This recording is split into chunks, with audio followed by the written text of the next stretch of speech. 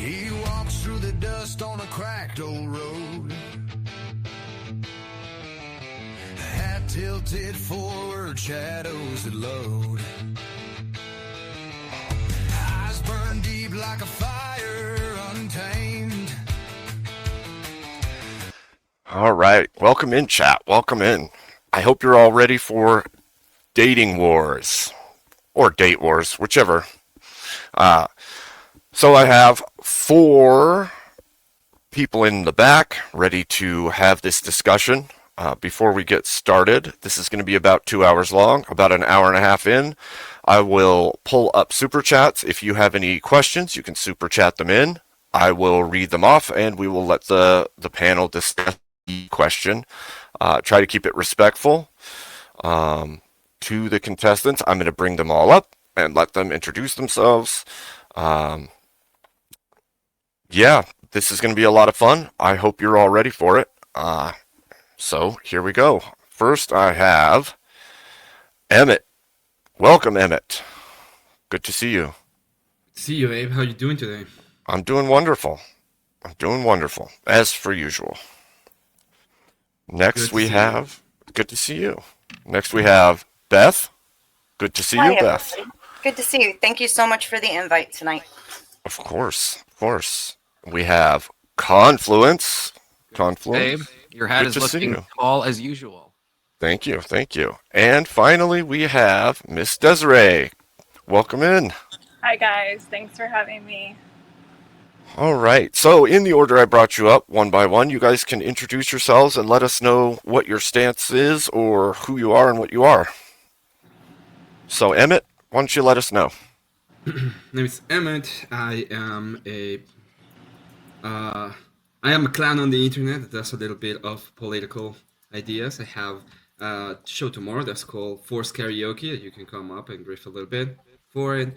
I'm a very conservative man that believes in Christian ethics and values, and yeah, I'm very happy to be here talking with Confluence and Desiree, which nice to meet you, and obviously Beth. Okay, over to me. Yeah, Beth, on to you. Hi, everybody. My name is Beth Mayhew. I have a channel called Culture Corrections over on YouTube, and I try to host a platform where people can come and discuss ideas and thoughts and have debates. And it's a pretty new channel. It's gotten off to a good start. I'm pretty excited about it. And I know everyone here except for Desiree, so it's nice to meet you, Desiree, and it's good to see everybody in the chat. Nice to meet you, Beth. You're muted. Oh, am I still muted? I was me. I was muted because I'm a dork. All right. Confluence, on to you. Okay, I'm Confluence. I'm Confluence 358 on YouTube. I make political and entertainment videos. So yeah, I'm center right. Emmett would call me a liberal, but don't believe him. I am, in fact, conservative. I'm just slightly more moderate, but I'm not a rhino. And so, yeah, I'm looking forward to this exciting, chaotic dating panel we're about to engage in. Fun. All right. Alrighty. And Miss Desiree, on to you. Oh, we lost you. Where'd you go? Camera's black, and I don't hear. Maybe she's having a technical difficulty. While we're waiting for her, Confluence. Yeah, I think. Sweetheart, really, you've got to get over this identity crisis. Not alright. You think I'm a liberal too, Beth? Not you too. Man. Oh man, if enough people tell you, what's that saying about ducks? If enough people call you a duck, start quacking. That's true. It's Well, true. Okay. Sorry, guys. You've got a slight. There we go. That's all right. Back. Sorry, my kids were calling and I forgot to put the do not disturb on. I see. Okay. All right. So, are you all ready for the first topic? So ready. Oh, wait. Desiree, you got to introduce yourself. I'm sorry. You got to introduce yourself. Not ready. I am Desiree Noel. You can find me as Desiree Noel on basically everything. I am branding myself these days as an adult infotainer. So I somewhat blend every different thought process and life experience from all different realms and thought processes, and I synthesize it into kind of like what ChatGPT does, where I'm just here to give the data through a female human perspective rather than take firm stances one way or the other, if that makes sense. Awesome. Awesome. Okay. Now, are you all ready for the first topic? I need to, Ready. refresh real quick, Abe. Give me just a second, okay? Alrighty. Got to work them kinks out. We thought we had it all worked out, but this is the internet, folks. We're Are you kinky. not We're entertained? kinky here on the internet. Plenty of kinks. Yep. All right. Let's see. Let's do that. Do that. Okay. Here we go. First topic of the night is. Let me pull this banner up because it's easier that way. All right. Is there a duty to date? That is the first question for the panel, and I will let you guys go at it. There's a duty to procreate, I would say. We agree with that. Well, I don't know. Who agrees with that one to start? Dating is like a bar below, but you have a duty. I would say it's a collective duty, but not an individual duty. So both. Yeah, I'd agree with that. And then can you have a collective duty that is not based on the individual duty of something? Yes, you can. For example, it's a collective duty of parents to take care of their own children, but it's not an individual duty for, let's say, a 12-year-old neighbor to take care of somebody's child. Does that make sense? Well, wait a second. You know, when it comes to parenting, no, that is an absolute individual. Like, there's no excuses for that one. And that's why we call, you know, parents who don't do it deadbeats. Collectively, though, I mean, like, you're going to have outliers who maybe aren't made for dating and procreating, right? However, that's the thing, is the outliers don't make the rule. So I would say they're still computed into the collective data. So if there's even one individual, which there's many individuals, but if there's only one individual that is not wired to carry out that particular role, then we can't make a universal claim that it's a duty for everyone. Well, we can say that it's a duty of most. It's no different than a law, like not to unalive people, right? That is a collective duty.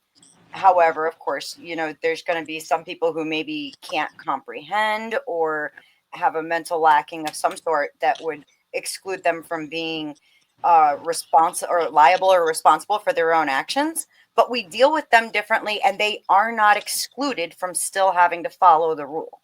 But what about if we look at like the Bible, you know, not to drag it into that, but we do have examples with like Paul talking about, right, saying like it's better for a man not to marry. So obviously we have examples of celibacy in the Bible throughout church history.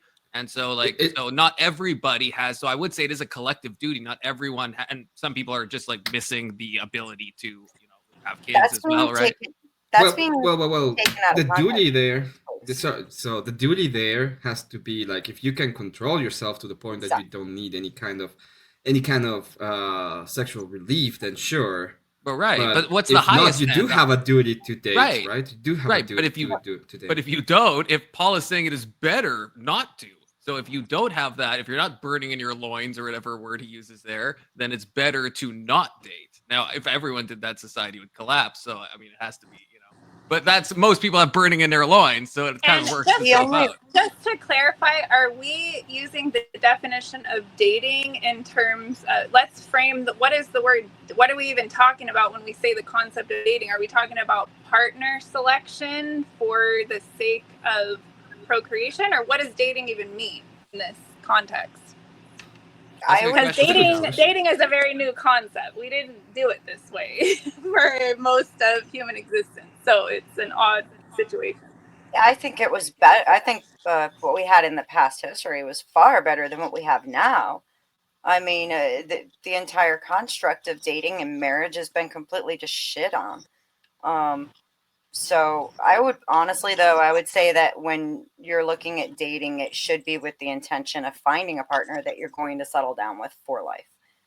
Well, that's what I think is interesting about the prompt in a way. It's like, do you have a duty to date? It's like, that's why I Right. started with procreation, because like, do you have a duty to get married is one thing, but then like to date, like, no, obviously, if you have like let's say you do a courtship model or you live in a society that does arranged marriages, obviously your duty isn't, no one has a duty to date. You could argue that I think we have a duty to, to bond and produce offspring and stuff. I think there's good steelmans for that. But to date, I don't know. Maybe in Western society we have to because that's the only way it kind of works. I don't know. Well, even But in it's those, still not. even It's still not. even in Well, the, we're what talking you about- cited, those people, those situations, they do have like a courtship situation that the family typically oversees that does count as dating. Sorry, Emmett, go Would ahead. you say that's dating? Yes, I would. We're talking about we're talking about the current state of affairs in the current society. We're not talking about the past. I understand that's a good question, and I would say I don't know if you can agree with me, but I will put up a definition that would be the way in which a man and a woman are meeting towards the idea of marriage and then procreation. So this is the proposition of people going out in order to select a mate, getting married, and then have children. I like that definition, but that is hyper specific, and I would say most people don't date that way. I think we'd all agree with that, right? Like most people on dating apps Not aren't like, yeah. I'm looking for a husband and I'm looking to make babies. Like that's not Well- most people. So I love the definition. I just don't think most people would use that. Yeah, like I think when the average person in 2025 hears the word dating, I don't necessarily think that that's where all of their minds are jumping. Right. So it doesn't necessarily translate to the conversation in real time. Well, so then does that bring up a question of, is courting and dating the same thing when it comes to mate selection and your future? I don't think they are. I think Yeah. dating can fall under, you can be dating with an eye toward marriage and procreation, but I think courtship definitionally has an eye toward marriage and then hopefully procreation. So it's like one is a subset of the other is what I would personally say. I don't know what these guys would say. I don't think so, because you do see a lot of people who were dating and courting. It is so comparable that I don't personally see the difference between it. But you you get a agree lot with of what people I'm who saying, don't- that there's people who date that don't want to marry. They're just dating for fun. So that's why I'm saying it's a subset of that, right? There is, you However- can date with no eye toward marriage. I mean, I know we get what probably all you're know saying. people I've known people that have dated for 20 years and they have no intention of getting married, right? They're just they're forever dating, which is strange, but it is. Usually, well, I think that you end up with a lot of people though who end up dating with the intention of getting married, and so therefore, how would you distinguish between the two if both of them end up getting called dating at the end of the day? Well, that's why I would say one is a subset of the other. So not all dating will lead to marriage, but all courtship is designed to lead to marriage. So dating is a broader field that includes people who just want to have fun, people who just want a partner, and people who do want to live to marriage or go to marriage. So that's one of the aspects of dating. But I would say in our culture, especially as Emmett clarified, if we're talking about in 2025, I would say most people opening up Tinder, not looking for a spouse. I'm just going to say that. I'm just going to throw that out there. Probably not, right? I would make a different argument, but we're talking modernity, and I don't want to bog it down. Do you not think that's true? Do you not think most It's not. people opening up like dating apps? Do you think they're looking No, for yeah, their no. I forever- agree with you. Well, I agree with you. I'm okay. just We can add yeah. a different term. We can add a different term. If we're talking about dating, that's the definition I proposed for the conversation that we're having. But if you want to talk about degeneracy, we can talk about degeneracy all you want, but that would be a I want to talk completely about different degeneracy. idea. Yeah, I know you want to talk about degeneracy. love That's why I you. said that You you're a be lefty. chomping at the bit, Confluence. I see you. Yeah.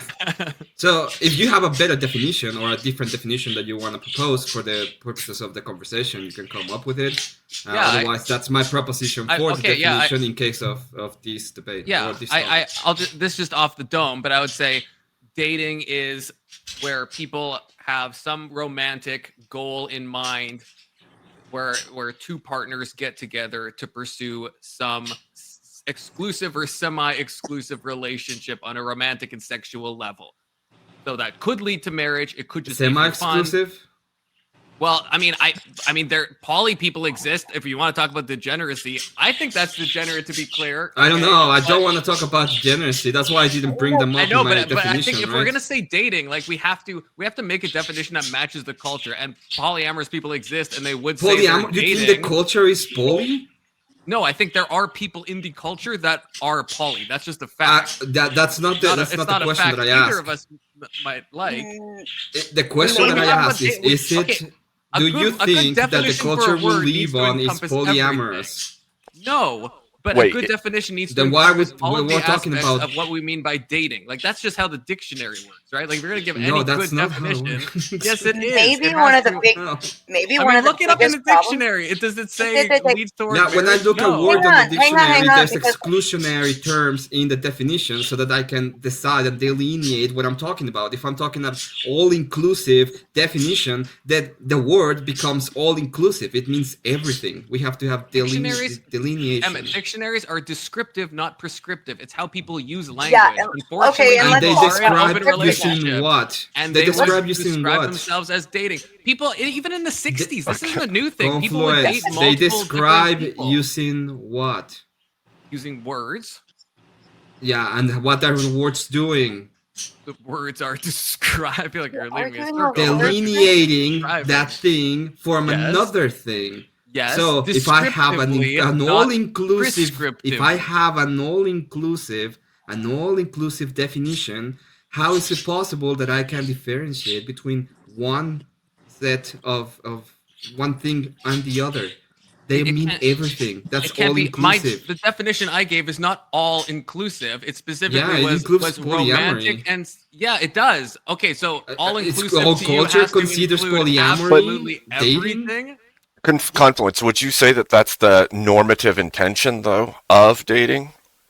I would say the normative intention of dating is to maybe I'll make it simpler. I would say because I do think it has to include that because that is unfortunately a part of the culture. I would say it's you're pursuing some type of romantic and or sexual semi long-term or short-term relationship with somebody else. That's like the best definition I can give, and I think that is accurate. I think to specify it more is to lie about what dating means in our current 2025. But even then, you're lying about what dating means because, by all standards, up until more recent years, okay, like the last few decades since the sexual revolution, even sexuality, it's been completely trivialized. Before that, sex was meant for marriage, not for dating.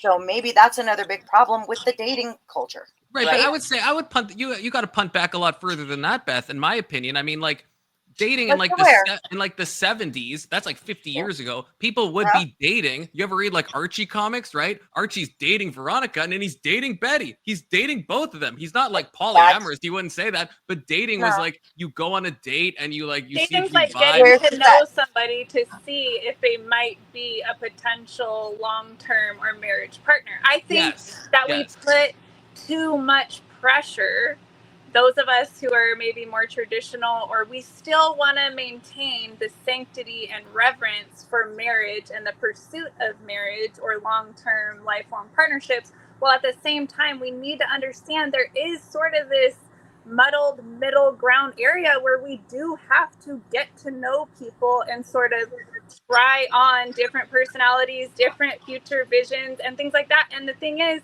if we're not taught from early childhood to actually get to know ourselves as an individual, and then we are not taught how to go and pick friends, partners, whatever, based on different levels of compatibility. We're just taught, pick somebody that you're attracted to or somebody that goes to your college or this and that, and you only went to college because your parents told you to go there. Well, then no wonder. It's like nobody can really sort themselves out to even know themselves and then to go find like-minded, like-wired, equal partnership in this sort of game of getting to know other people. Like, we don't even know what the hell we're doing. So it's just kind of this free-for-all.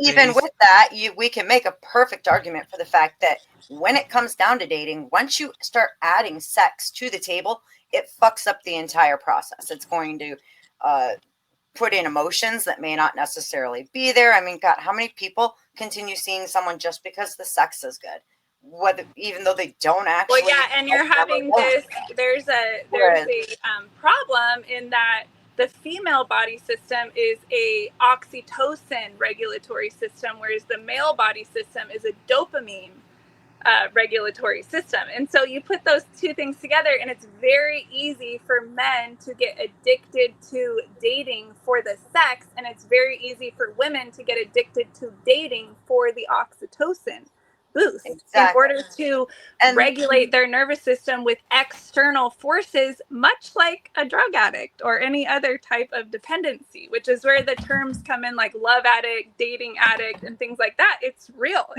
shit going on right now. Absolutely. That's why you get people who say, and sorry, go ahead. Do you think, because we are saying, we're talking about that specifically, then would you think that it's completely immoral then to have any kind of sexual relationship when you're dating, right? I don't really like to go into the realms of morality and right and wrong, because it's not necessarily that it's right or wrong on a moral level, in my opinion, as long as there's consent and the whole thing, of course. And let's talk about when that point. I can speak from like a developmental trauma-informed perspective to say, yeah, there's issues there when you just bring in something that is inherently as bonding and complex as a sexual interaction. When you're just bringing that in with just anybody you met on Tinder on a swipey swipe mood, I mean, yeah, there's inherently tons and tons and tons of potential issues there. Now, I can speak personally to say that there has been a time and a place in my own journey and maturation and healing where sort of kinky, we could even say BDSM type of experiences, off the cuff experiences, have actually helped me integrate parts of myself that nothing else really did, therapy or whatever. So in that sense, I could say that it may have been helpful, but then in other ways, it was like, oh, this was just a shit show. I just like traumatized myself more. I activate my attachment traumas in this whole process, and it's not helpful. So I think it could be both and that's kind of the messiness of human relationships. It's never as clean as we want it to be. This is why we should be encouraging sorry, this time I am going to finish. This is why we should be eliminating sex from the entire dating process, honestly, because otherwise, we don't really even know who the person is that we're getting attached to. And so therefore, Confluence, your definition would be wrong. Sorry. How? Can I add something to that? Can I add something to that? My definition is descriptive. It's not prescriptive, Beth. I feel like I made that very clear. Well, it's not descriptive enough. Pick me. I have a reframe. I have an idea for a reframe. Okay. Would it potentially remove at least some of the problems of quote unquote non-committal or casual sex if we started being really honest, men and women being really honest with the fact that perhaps in some seasons of our lives, we are simply looking for a sexual partner and we are not actually looking for the other part of it. And can that ever be a valid developmental phase? I just want to say quickly, I wouldn't personally then call that dating, I guess. Right, maybe. Exactly. It wouldn't be dating. It would be like, why not Confluence else. You want to add every single detail to the idea because again, I'm sorry, a quadruple is dating according to you, right? Descriptive, and when people say all it does is make it poly if you're still dating other people while you're having how many tuples do I have to be so that's not dating? When people say dating, they don't mean I met a girl at a nightclub and I hooked up and I never talked to her again. No one means dating by that. They mean something short to long term that is romantic and or sexual. That's not. I'm not saying sure, but what she and I are talking should do that. I'm just saying that is how people use that term. What Desiree and I think what she and I are talking about is quote unquote, let's call them non-relationships where it's strictly sex, no strings attached. Right. Guess what? That's how my Almost more 20 like year. a practitioner, or you're going That's to your how my massage 20-year therapist marriage to get a started out. massage. Okay. That's what it is. Sure. But I think we all That's agree how that's my not 20-year marriage started out. And what that's a probably fucking not dating though, because dating I think has horrible intention idea. behind it to some degree. The intention is some type of And continuous. I don't think we're disagreeing. I think we're just saying perhaps it clarifies the meaning of dating if we just remove the whole cohort of people who are just simply looking for a sexual exchange, similar to how somebody would go to a massage therapist no, and yeah, I get a don't, happy yeah, ending, I don't, and then they I don't, go I home. don't agree with The that. Yeah, massage therapist I don't is disagree with probably you. not getting attached, and the I don't disagree with you. practitioner is probably, the person's I think probably dating has to involve some emotional So, component. Let me I ask wouldn't this say question that. then, because you guys are on a trail here. If hooking up is not dating, is dating not courting? And is there some degenerative process that has happened where courting was a thing and you would go on dates while courting and that became dating, and then dating then became hooking up? Is there a degradation of the foundations of pair bonding in that? I think that hooking up is a completely different animal all of its own, because when you're hooking up, there's no intention behind it other than getting that quick fix. And it's really not healthy for anyone. It also trivializes sex. It does not help people's self-esteem. It sets horrible examples for our youth and our children. And there's a lot of reasons. I mean, like, listen, if you're 41 like me and you're divorced and like don't have any plans of whatever, I mean, sure, I could understand where you get to a point where you might have some kind of loose arrangement with someone, right? But I think that it takes. Hang on, don't shake your head. Hear me out for a second, Emmett. I think that it takes extraordinary. Hey, let me finish, Emmett. Hang on, Emmett. Hang on. It takes extraordinary circumstances to get there, and you'd have to be willing to accept the fact that not many people are ever going to want to see you again on that kind of level. So it turns into, you're trading one bad for another. Being alone for a hookup? Nah. Now do you see where I was going with that, Emmett? No, you're still Reprove her, Emmett. Reprove her. Emmett, the point is, especially when it comes down to women who enter non-relationships that are strictly based on just having sex and hooking up, everybody ends up knowing about that. And then you are no longer a desired partner on the market. Yeah. Even if you want if you want to have a relationship in that case, go to a monastery, become a nun, get a relationship with God. That would be my. Everybody should have a relationship with God. Should we be courting? No, a real one, not an imaginary one like Confluence and Gnosticism. You want to be dating Jesus, Confluence? No. Absolutely. Well, that got awkward. That got awkward real quick. Okay. You know that one, don't you, Desiree? Sorry, I'm sorry. I'm the queen of controversy, so I do like to bring in these more taboo concepts especially because I think the biggest problem that I have found coming from being a church counselor actually into being doing OnlyFans, and the confessional of OnlyFans. But what I found is that I believe that the core disconnect and the root issue of all of this is the separation between the spirituality and the sexuality. I think that's the inherent problem. I don't necessarily think it's how on paper each individual is expressing themselves sexually. I think it's the lack of understanding of your sexuality as an extension of or an expression of your spirituality. And I think that is where things are getting very wonky and unintentional. And there's a lot of con artistry going on with guys doing the lines and all this. And it's just getting a little creepy. It's getting a little sleazy out there. Getting real sleazy out there. Yeah. Can I ask you a question then, Desiree? Sure. Can I ask a question? Okay, perfect. So, if we go into a pure utilitarian perspective in that case, would you be in favor of imposing religion by force, so that we can get away from those kind of problems? We've already done that, honey. A lot of times it didn't work. And it Just worked made really everybody fine, Well, right? actually, And it worked conversion by amazingly the right, sword works right? wonderfully. Like more than 2,000 years going down in the degeneracy, and then we stopped Conversion doing by it for the 100, sword was and pretty it's going successful. up.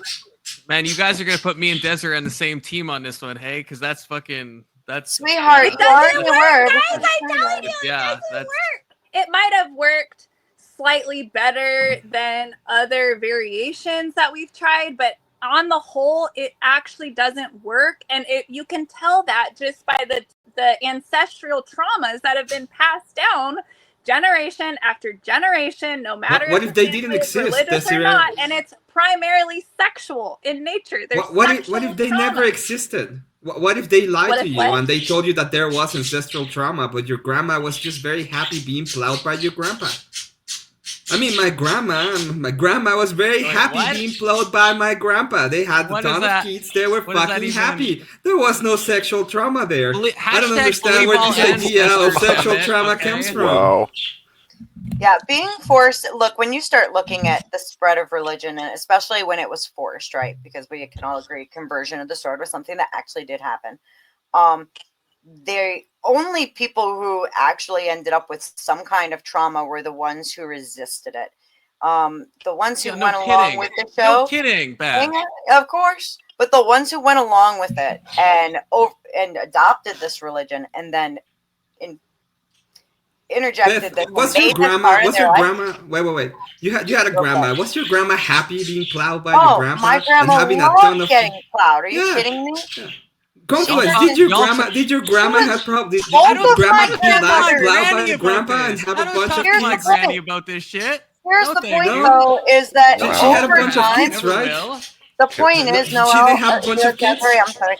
The Hold point on. is, over time, once Christianity took hold within families and it became a tradition passed down, there was no trauma to speak of. So I don't understand where you think this sexual trauma The comes from. trauma was not to speak of, so the mind no longer knew how to articulate the blocks and the trauma that was trapped in the body, because we adopted this concept of duty sex, or the wife's body belonging to the husband, and these sorts of things. Well, what I found as a church counselor is that what happens then over time is when a woman gets married, all of the residual, unprocessed, unspoken of traumas arise. And what I found universally as a church counselor is that the sex drive in the married women was basically non-existent. They didn't like sex. I maybe So, in my whole Okay. 15 years I'm as a gonna call church counselor, BS, I think I talked but to I Okay, have two Desiree. women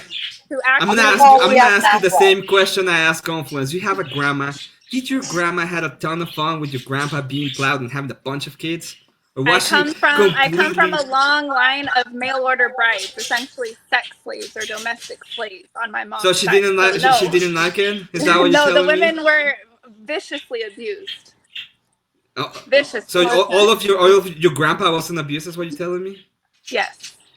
Yes. Both sides down every Emmett, generation. do you think that's as impossible? far as Do you I think know. that history isn't like predicated on grape? Because that's just like that has happened No, throughout I history. don't think Like, so. I mean, It's real. I It's think that's a real. very- The I think that's a body very knows, muted- but the Rome- mind doesn't. Rome was I wanna literally address something founded Desiree on the said. grape of the Sabines, Emmett. I That's wanna where Rome was address- freaking No. founded. I want to Yes, address it is. something That's just Desiree the said, if No, I it can.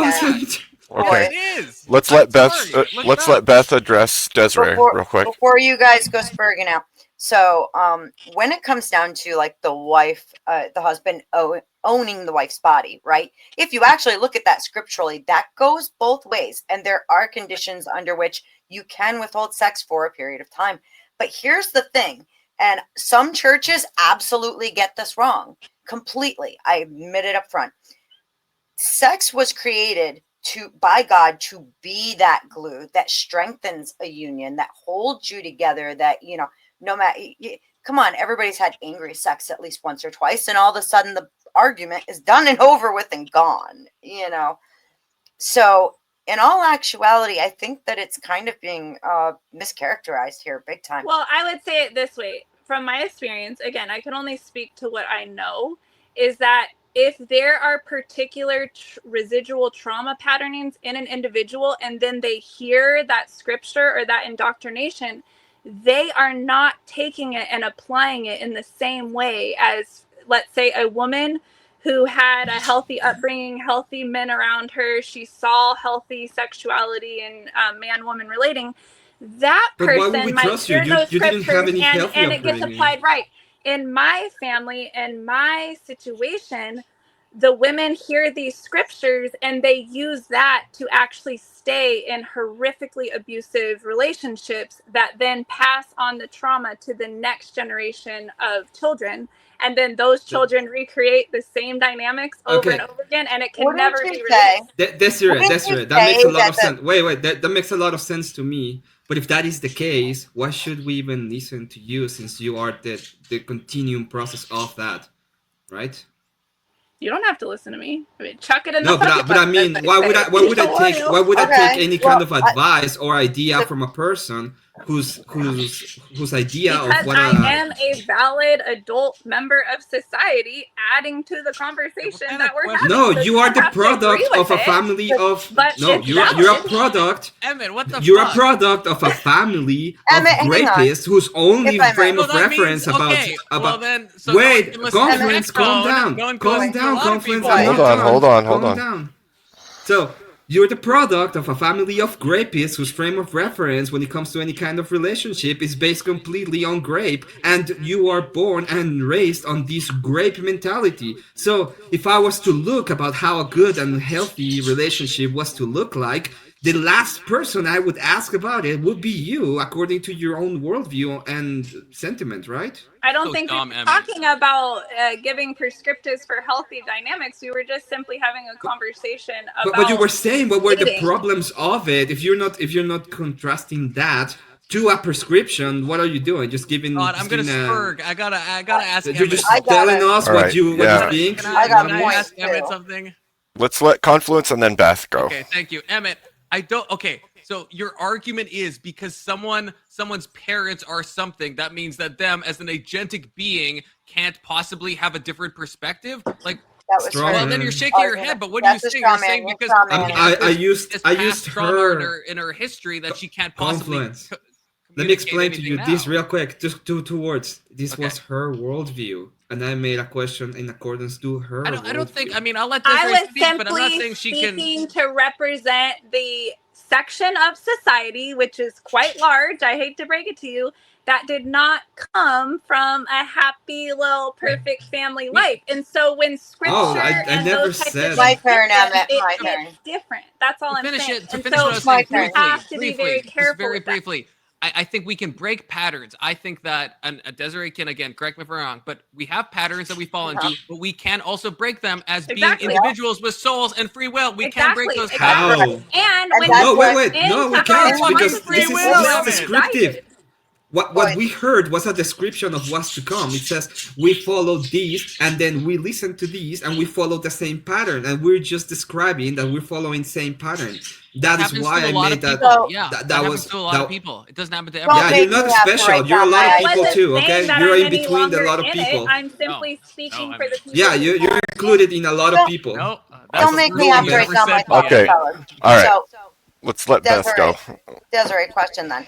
Wouldn't you say that, and this isn't to victim blame, but wouldn't you say that victims do have some duty to mitigate their situation and to get out and to do something about 100%, it? 100%. And I Responsibility. have done it, but I will tell you, it was the hardest freaking thing I have ever done. Now, I've never been like a hard drug addict or anything, but I would liken coming out of that type of toxic family system and church system, I would liken that probably on a nervous system level to harder than kicking any heroin or anything like that. Because you have to imagine, for me to get out of an abusive marriage, leave a church that was not supporting, me and my healing or anything like that, leave a family system that would not acknowledge the fact that I had ever been abused, let alone could we ever repair the damage later on. But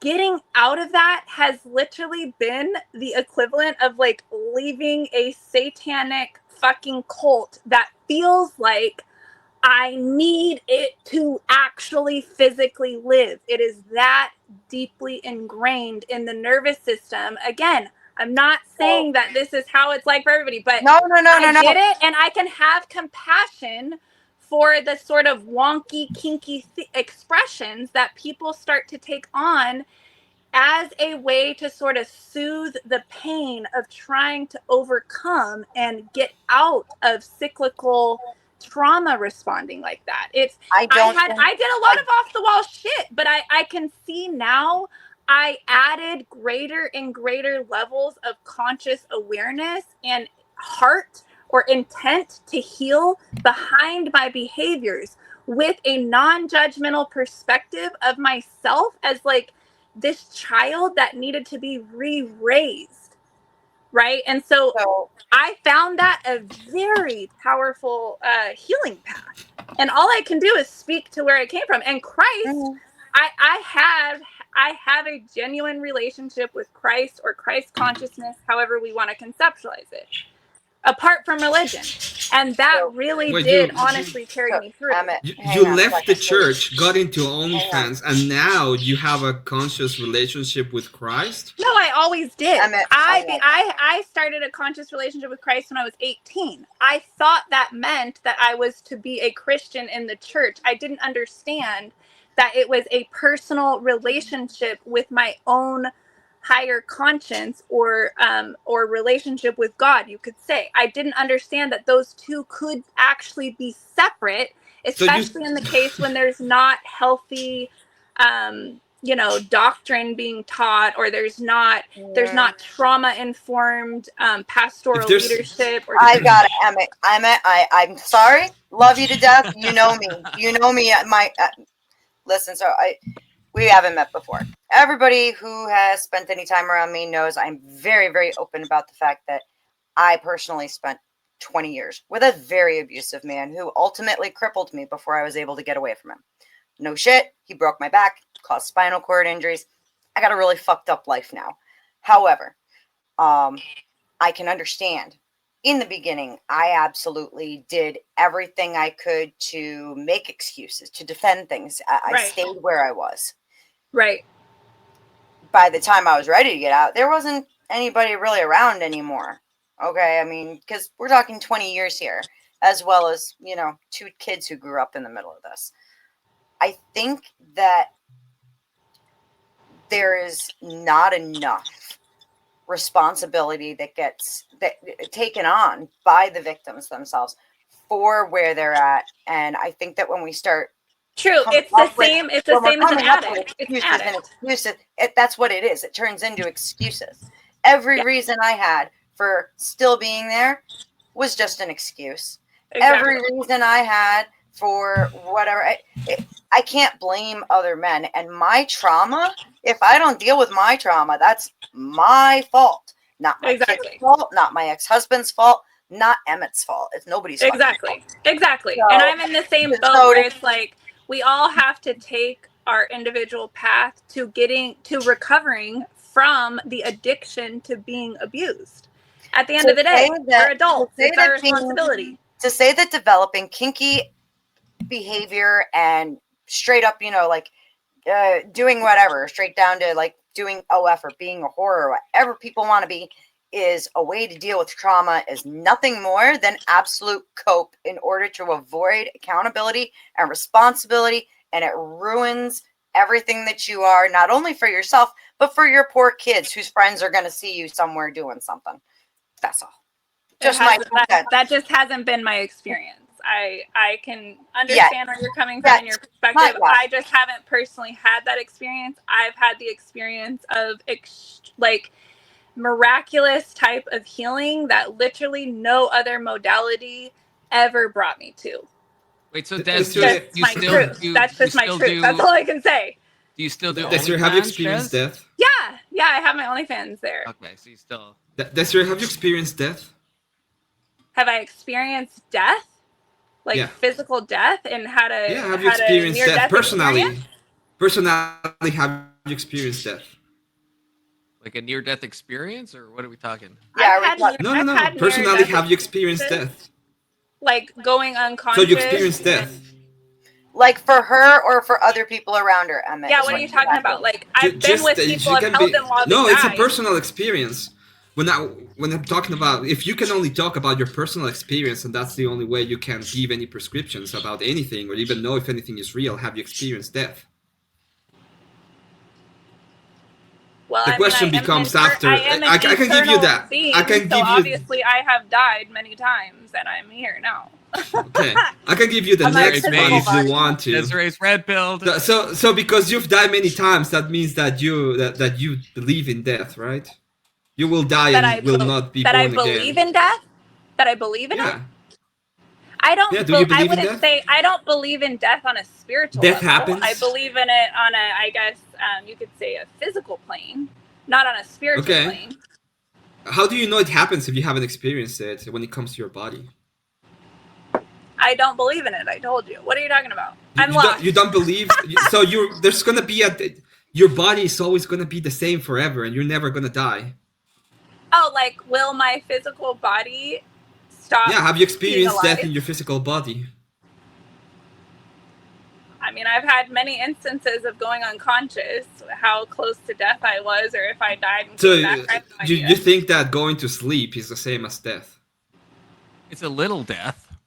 Yeah, No, I it's would not. say That's what. Yeah. That is As the the great way to French say, I think the whole traumatize children. concept Petit of death. mort. Oh, man. Having worked as a Oh, this is amazing. a hospice care aide, trust me, going to sleep and having wild orgasms or anything, even getting choked out, is nothing close to dying. Okay, Okay. nothing even close. Different question. Desiree, have you ever experienced the future?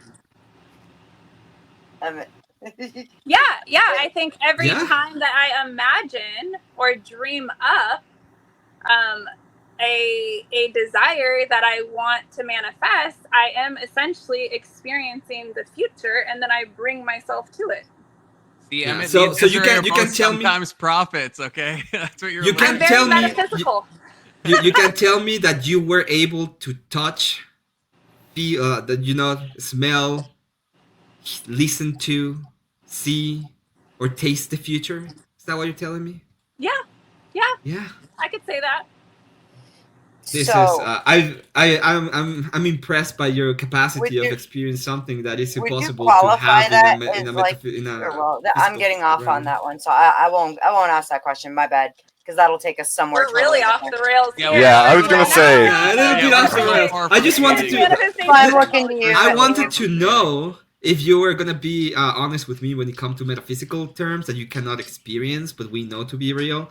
But you are the only person in the universe that has experienced the future, and I'm really amazed. Not to the meet not you the only because- person, Emmett. Not the only person. No, Not the you only you person. haven't Oh my experienced the future Anybody who confluence. understands conscious manifestation and how the imagination actually works and understands Yes. that we are W. co-creating with Desiree. infinite. I remember that time when I mean, was we're like, I'm all gonna be a experiencing Spider-Man, the future or and the past. I imagined See, the it a thing lot. is, your mind does not know the difference between the past and the future. It's experiencing all at once. Hence why athletes and these different people can visualize their desired outcome, and it actually is proven that they then go and perform that way that they visualize, because their nervous system accepts that imagined future outcome as happening now, and it's real.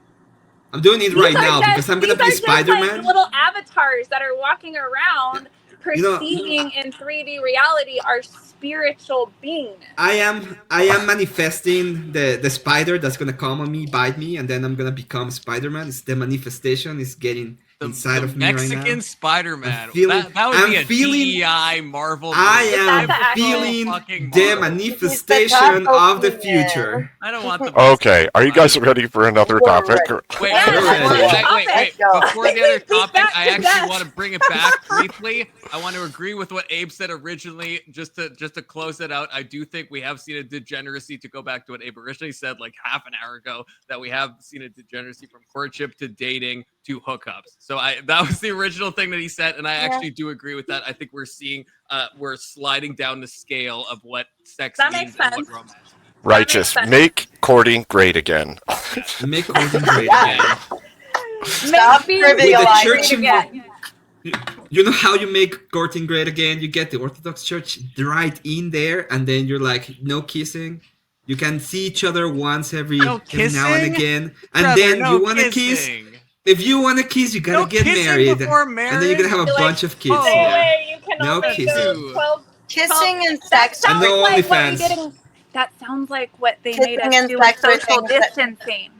Yes. Kissing and Social sex are distancing. learned. Yeah, I wanted For the social Fauci distance for ouchie, women. Emmett? Especially Kissing the and ones sex. that have OnlyFans. I want them as far fucking away Okay. from me as possible.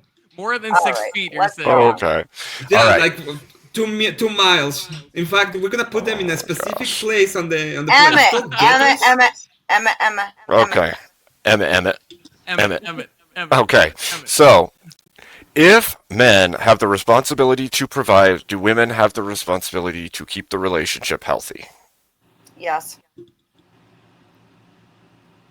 Right off the bat. I would like to know Absolutely. your answer, Desiree. I'm gonna allow myself to be manifested by your answer in this case.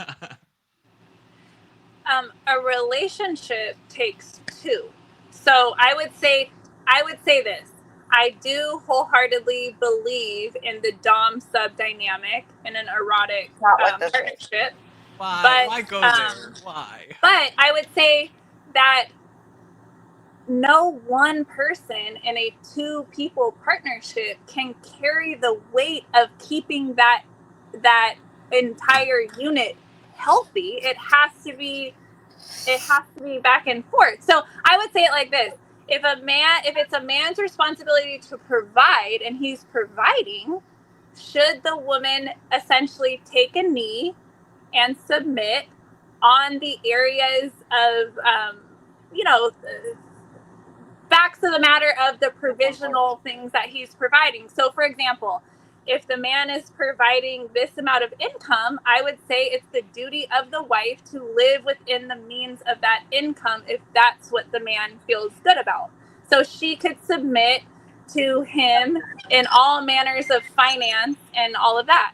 You're Right? taking- But that doesn't you're mean that, taking- like, if he is an alcoholic, how does she keep him healthy? That I don't you're understand. perfect. So listen, so the man has the responsibility to protect and provide for his family. Make sure there's a house, the bills are paid, things are taken care of. Women, it is with our nature to be nurturers. And therefore, men don't have that. I mean, they have it, but not in the same way that women do and not to the degree that we do. And therefore, it is not only our children that we are responsible for nurture. We have to do these things for our husbands as well, especially because they tend to have a stoicism about them where they don't like to show when things are bothering them. However, you know as well as I do, you can always tell when there's something that's bothering him. So yeah, at the end of the day, I think it's absolutely our responsibility, just as we nurture our children, to nurture the relationship while he is carrying the burden of everything else that provides for us in the meantime. It doesn't even have to look, you don't even have to look at it as being submission. It's a full out duty.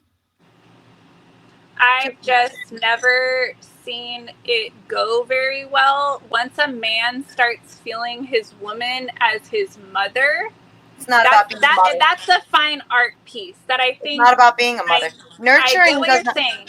Can you nurture if you have a dog, you nurture your dog, right? I mean, you take care of your pets, you take care of your children. Not in that way. Well, not like, no. Why are you putting some kind of sexual connotation on that? You said that. I didn't say that. No, I didn't. I said nurturing.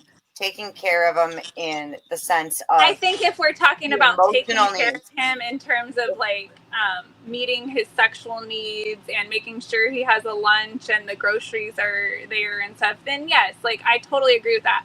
I don't know what we meant by the word health.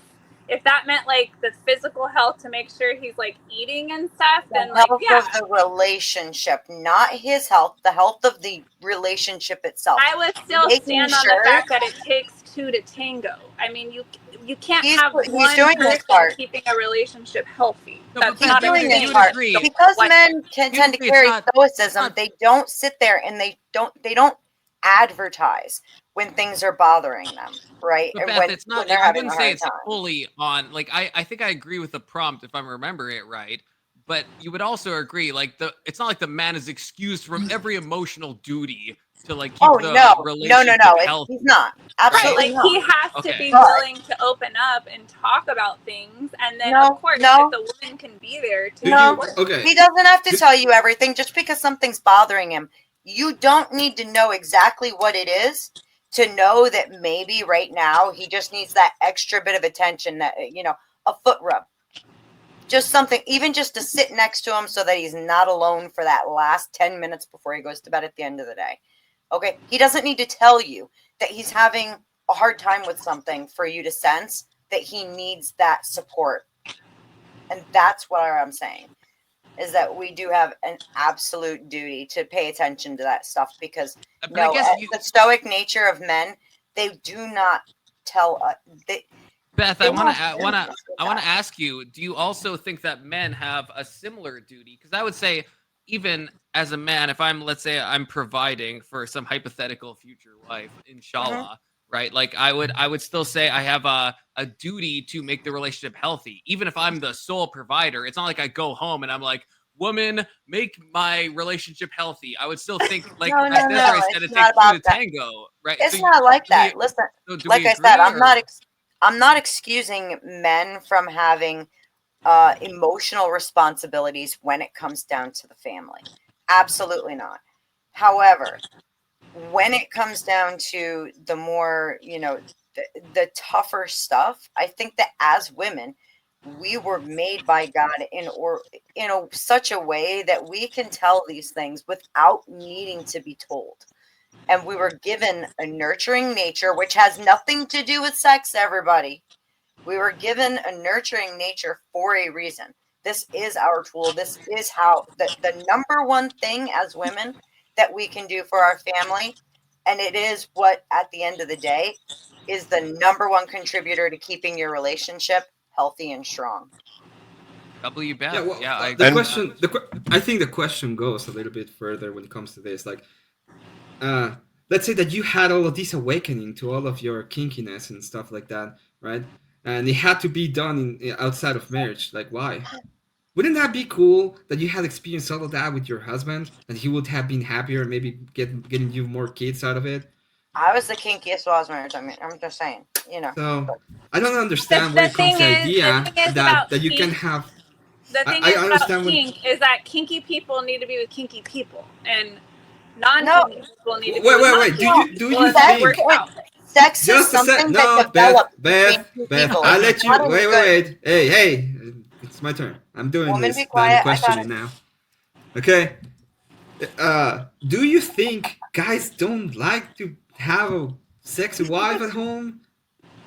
Like, have you ever you had a husband? If your husband came home from work and you were using skimpy clothes and be like, I'm all over the fuck you, do you think he's gonna be like, no, woman, get away from me? That's how you think it happens, or did you have a different experience, or Yeah, you I do had have a different husband who hated experience? me.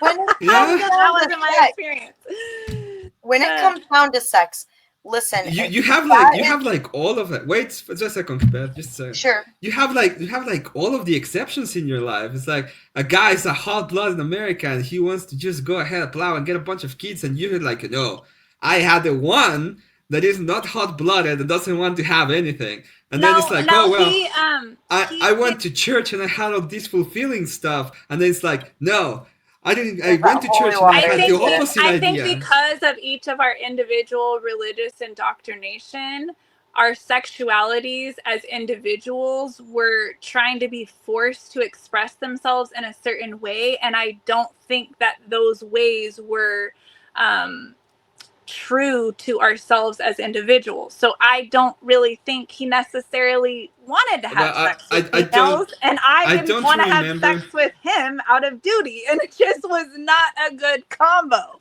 Oh, so you didn't want to have sex with him, right? Emmett, please. Yeah, why are we going Yeah, on? let Beth.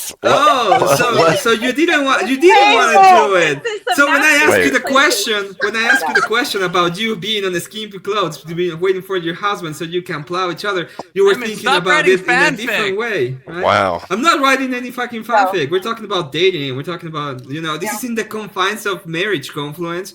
Why are you so uptight when it comes to marriage? But in any other case, you would be like, yes, I like everything. Okay. Attracted to each other. Yeah. My turn. Okay, Beth. Listen, Go ahead. when it comes down to sex, especially within marriage, it's within the marriage that you develop the things that you like, the things that you want, where you get adventurous, where you don't have to be ashamed or insecure with your partner. That's how it's supposed to be. Don't shake your head at it. That's how it happens. Damn it, why are you shaking your head at that? What the fuck? Within marriage. But here's the thing is, if you are I can't fix your Confluence. if you're in a place where you don't even want to have sex with your husband, if this is a more permanent thing, then it's a relationship you shouldn't be in, and you shouldn't have gotten married to begin with. Exactly. But I had that religious indoctrination and family indoctrination that this is what I'm supposed to do. I'm supposed to marry because I don't remember. All indoctrination, everyone rebels against it at some point in time. That's just cope. I did. 7 years into the marriage, I left. Well, let me put it this way.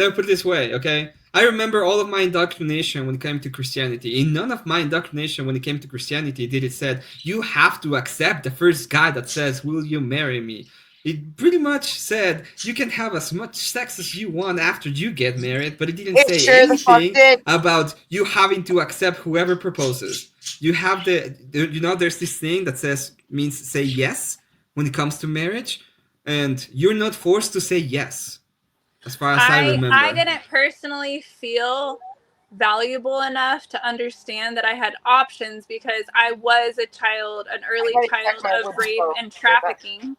And so by the time I got married, I had already been with many men. And so that was my thought process I'm not blaming this on anybody. I'm just saying where my mind was at 20 something years old was that I'm broken beyond repair. If anybody wants to marry me, I gotta take it. Like I don't have any wiggle room here. That doesn't sound that life. So that was where I was coming from with it. Okay, I'm really sorry, but that sounds like the opposite of Christian indoctrination by any standard. Wait a second, Beth. Calm down, Beth.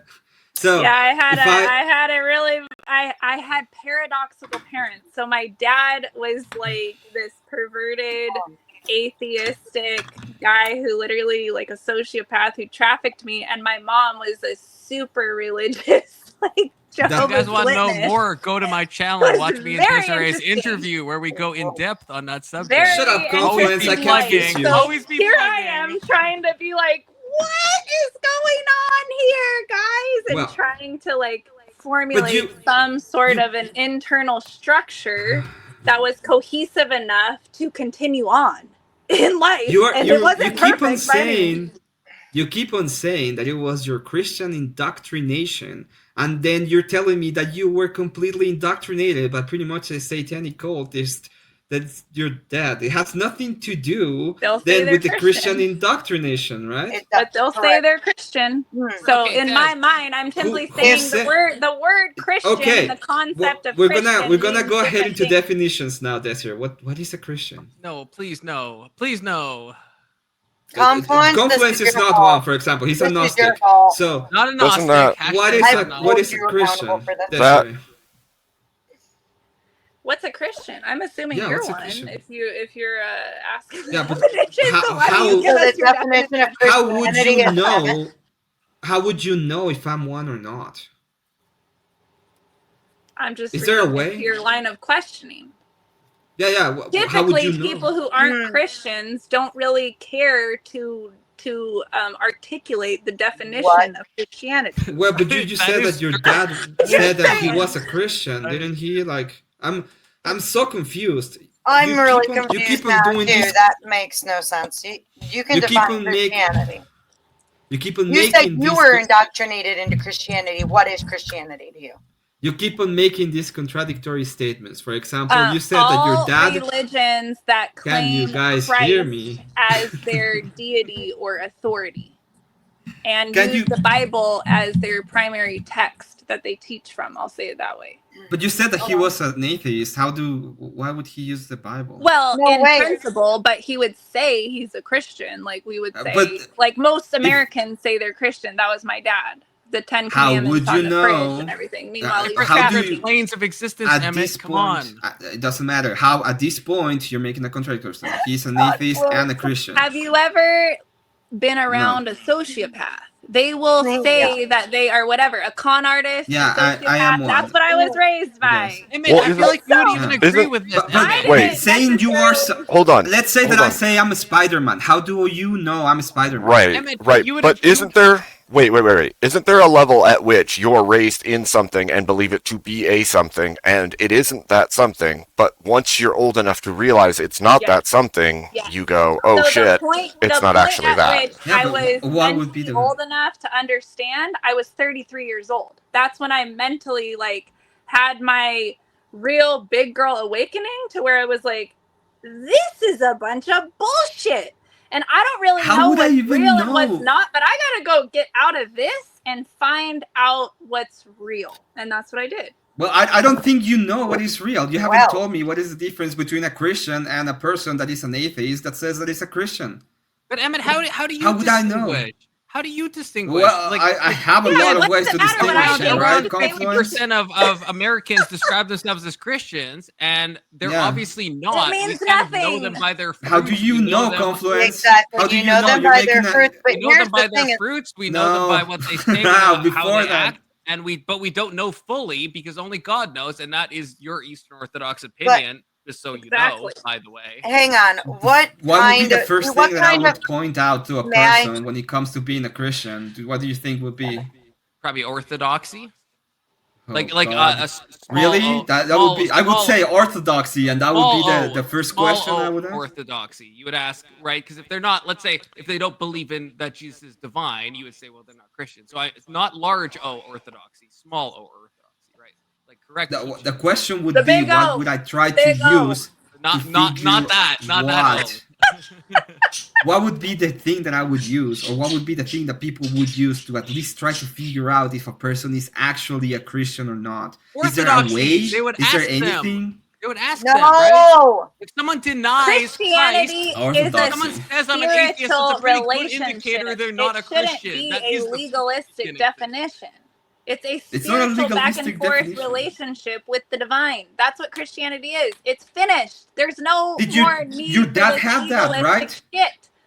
I don't Your dad understand had how that. they're not getting that. Your dad had this weird kind of relationship with the divine that he believed he could do almost My anything dad that he didn't have wanted, and any he relationship used. with the divine. He just used that terminology in order to manipulate situations to get That what would he be wanted. his relationship Wow, with the divine, totally right? different. Why wouldn't he be Hang able on. to use it to It his wouldn't be, Emmett. to his advantage? It wouldn't be. That's If why I I- brought up half if- of Americans that call themselves Christians. Exactly. Clearly are If not. I was a Gnostic And yet we're and I in could this use whole Gnosticism to Christ my Joseph advantage concept. because I believe that I have this few revelation that is done to Hashtag me, not a Gnostic. why would it be wrong for me as a Gnostic to use my personal revelation to do whatever the hell I want when it comes to the divine? That I feel like that doesn't address what you asked at all. You said, "How do you know if someone's a Christian?" Yeah, Christian- I'm trying to being figure a out if you Christian have. is Claim this. different than Well, why didn't you balk at what I said, claim Emmett? it. The Mystical first thing you would human. go Hang is on. they Trying to figure out if any of you have any kind of way to know what a Christian is. And so far, I don't think you have one. You haven't You asked say that- Why anyone don't you except give it to Desiree, us? Emmett. To be Well, clear. What is I know- what do you Why think we would be Wait. one the confluence? non-Christians? I know- Besides your prophetic Christianity. Hold nature on. that you don't that you sometimes Hold prophesize. Hold on. Oh, I think kind of- I think Beth wants in on this. I think she'd like to state her piece of what Emmett's saying. I think that Confluence had a good point when he brings up you know them by their fruits. Although even then you don't fully know because that's a thing between God and the individual, correct? And it's not our place to actually judge. However, here's the thing: is when you're sitting here, you're saying that your dad was a fake Christian, that you were indoctrinated into the Christian faith, and it was a poor situation where a bad representation of a Christian church, if you will. My question is, how is it that, like, all right, and we're going to go step by step. I want to ask you a few questions. We'll keep it real quick answers so we can get through it. Did your dad bring you to church like your whole childhood and stuff like that? No, my mom did. Your mom did. did. I think you're misunderstanding. Okay. My dad did not indoctrinate me into Christianity. He just would use it like a trauma response, knowing that I had that religious indoctrination. You mean like embedded by my mother, my aunts, my grandmas, the women in the family? Yeah, I get that. It's in the sense of, like, children are often told that one of God, what is it? Do what you're told, or the devil's gonna get you. No, not Second Timothy 1:7. Children, obey your parents in the Lord, for this is right. Honor their mother and father. Yeah. Okay, so I can understand some kids like to take that as like indoctrination when really it's that I wouldn't call that indoctrination. It's indoctrination, Beth. It's perfectly understandable, and it's fine to call it that. So then your fake Christian dad, who doesn't go to church, uses what you're learning as a weapon. Number one, how does he even know what it is you're learning to use against you? And number two, if why was the church and your mother and those who were around not stepping in to protect you as a child?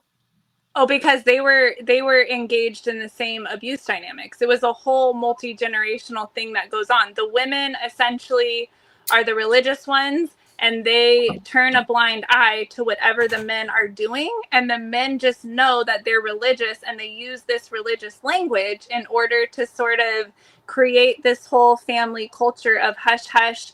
This is going on, but we're going to call it this, and we don't talk about it, and da-da-da-da-da. And I just happened to be the oldest girl who essentially received the brunt of all the perversions of the men and all the training and coaching of secrecy from the women. And it just became this overarching family culture. And then I actually picked a husband that had that same type of family culture, and we just were repeating the same thing until I exited. Can I ask something? Do you not think though that probably applies to like everybody though? Like everyone is indoctrinated into some religion. Yeah, it could be, I right? Like so when that's not like a personal thing. I personally don't believe that the creator of the all of everything needs us to be indoctrinating the youth with our particular exact expression of relationship to creator. I believe that each child has the capacity to build their own relationship connection to source or creator or God or whatever. Gnosticism. Not we shouldn't be teaching them. A relationship. What you're actually being taught is this is what the scripture says. This is the way it should be. I don't believe that we necessarily need the scripture in order to teach how to have a conscious relationship with consciousness. Yeah, right? you should just know it, Beth. You should just know it. System. It's something that you just know to do at some point, and it doesn't happen to be. The Ten Commandments. That's right. I forgot. God's word was written on my heart at the time that I was created. Yeah, I know. I should have been more in touch with my heart, and I wouldn't have had to read a book. Yeah, but doesn't it say in Jeremiah that the heart is wicked continually? Yeah. Now, if you want to only use the Bible as the only text of anything, then that's one thing. But the Bible has been so translated over and over and over, and not to mention there's like 45 books that they just didn't put in there. But where did you hear that the word of God is? But where did you learn that the word of God is written on your heart? It would be from that same scripture, right? No, it's not from hearing it. It's from knowing it inherently as a remembrance of I was created in the image of Creator. Don't you think that I have the imprint of the truth written all over my nervous system? Wait, Des, do you think every single human that's created, do you think they have that that the same thing that you do? There's nothing that happens in life that Well, this makes is us getting more in creepy tune with because the now we're talking creator? about a split in the species where there's the divine human branch and what we could call the transhuman branch, where we're starting to do cloning and these weird things where the babies aren't coming from natural means, and the verdict's kind of out on that. I'm not sure that they have the same divine technology that we have. I don't know. I Divine don't really technology. know enough about. Yeah, I believe that that our body systems are the temple. There is a technology that most of us are very shut down to because temple of for what? indoctrination. If the body is the temple, then why would you defile it having, frivolous, meaningless sex all the time? I don't personally Let's say have something frivolous, that- meaningless sex. What When about I the- have sex, Okay. it's not Okay. frivolous, and it's Desiree, not. Desiree, I What about love you. kinky stuff? I love you, but what about the OnlyFans though? That is I don't is do that not OnlyFans. kind of? OnlyFans is simply a platform But is it not for selling degenerating? content. You let a You guy don't bang know- you in the Have butt Have you while you're out asked of what your head. type of that is a content body? I have? You But is it haven't not asked what type degenerating of the content. temple? What kind of You content haven't do you have, asked what Desiree? type of content. I Desiree, do. I've known you for a while. Didn't- I know what didn't- type of content you have. Okay, What type of Didn't you content let a guy do you do have? you body, in? okay? I'm Didn't just you gonna let say a guy that. do you in the butt while your head was in the toilet? What's meaningful about that? I was waiting That was for a that to come BDSM out. scene. That was a BDSM scene that was Okay. intended to clear my ancestral trauma of women. Literally, my grandmas were abused by my grandfathers by having their heads submerged in sinks, toilets, bathtubs. It was Wait a a second. common No. thing. You Good said thing this to was do. something for him. You said when you were on Both. before. I this- agreed to it because when he brought it up, it matched an ancestral trauma that I had, and so I Beth is agreed right. to it. It resonated. No, Desiree, Beth is right. That's what you said. You said it was he and you acquiesced Yeah. to it. You didn't say that I was something did you because wanted. it resonated with me as this makes sense, and so I So, went okay, into looking this back, scene okay. with the I broke intention my of arm to clearing heal that my ancestral arm that was trauma. broken ancestrally. You At the time Desiree, when I that- broke this my was a long arm, time ago. I Do you didn't think know was that healthy? trauma can be passed generation to generation like that. I mean, damn. Yeah, Well, it's called do you think epigenetics. it- You can look Do it you up. think They it was announced- healthy, though, Yeah. Desiree? That's what I No wanna wonder know. why Do I you have think this nightmares. thing I you had did was family on the healthy? Trail of Tears. Holy fuck. Learning Okay. something new every day. Okay, I I have a want question to about ask my epigenetics. Emmett, I want Desiree to answer my question. Do you still I see that? have a question about No, just let me epigenetics. do it quickly. Do you think that scene was healthy? The head in the toilet thing. Yeah. Absolutely, because the clarity Really? that I had about so many areas of my life after that was profound. Yeah, but don't you So, think yeah, it could have an absolutely. effect on? Do I need to do it again? Not necessarily. Wait, though. So what about when your kids' friends see that online? It's Or what if- 2025. My kids' friends adore me. They think I'm like the coolest mom that there is. It's Isn't not there a the same- danger? It's not the same generations that we were growing Yeah, I have up. to. There Right. is a danger of pink eye, Abe. I'm Wait, worried about well, no. pink eye. No. I was going to ask, isn't there a danger of people representing that as a natural thing and then also doing that thing that's creating new generational traumas because of the exact same Well, behavior?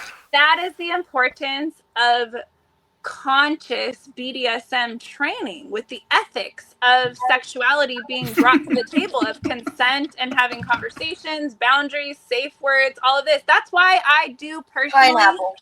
I Abe, do pineapple. personally like the kink community in the sense that there are these conversations being had, as opposed to dating, where two people just sort of get together, don't really talk about their boundaries at all, and then just next thing you know, they're having drinks and having sex. And there's a lot of traumas that are coming from this because they're not having these necessary ethical conversations about boundaries, where they're at emotionally, psychologically, safe words, what they're What if into, not? what they I like, think what their that- no's are. Desiree, I think wait a that's second. I have a question. only Wait a creating second. more Wait a trauma. second. Go ahead. Sorry. So, I have two questions, but let's start with the one that I really like. So, you're talking about boundaries and talking about this thing. What if a person is just has no boundaries? It's like, I don't have any boundaries. You can do anything you want, okay? And then they get married, and it's called marriage, and they just do it anything they want. Is there a problem with that? I don't see a problem. Okay, I What would agree be with the you. problem? I agree with you. It's amazing. Now we're gonna go to epigenetics because I have a question about epigenetics for a while that I've been trying to figure out. So my ancestors, my bloodline comes from the Jewish bloodline. And about 4,000 years ago, they were enslaved by the Egyptians. Do I still have the trauma of being enslaved by the Egyptians in my epigenetics? Like, does it say somewhere in the code, slave? Do you feel yourself as a slave to anything? Well, it's epigenetics. I don't think I feel my genetics. I've never have, but I'm trying to figure out if a person that can manifest the future is able to tell me if there is a place on me that says a slave when it comes to epigenetics. I think that that's a personal question you would have to ask yourself. You would have to honestly scan your entire realm of existence and say to yourself, in every single area, do I feel sovereign or do I feel enslaved to something? If you still feel yourself as enslaved to something, then yes, you're still carrying that ancestral trauma and you have the opportunity to clear it. Once you become aware. Is there a way that I can talk? Is there a way that I can talk with my genetics? Like, what kind of exact words do I have to use? Or you can talk to your body, to your nervous system. Yeah, absolutely. No, it's my genetics. Like, this is epigenetic, which, you know, I don't know if you know about epigenetics. I know a lot about epigenetics for some reason because I am a fucking nerd. But in epigenetics, what happens is you have the genetic code, and then the epigenetics. What it means is that there is usually there's like environmental effects, and there is a small changes in the way that the genetic is being formed, so that your body pretty much adapts to your environment, right? That would be the idea of the epigenetics. So I don't know exactly what kind of language, specifically like chemical language, do I have to use so that I can verify if I have the slave epigenetic code within me.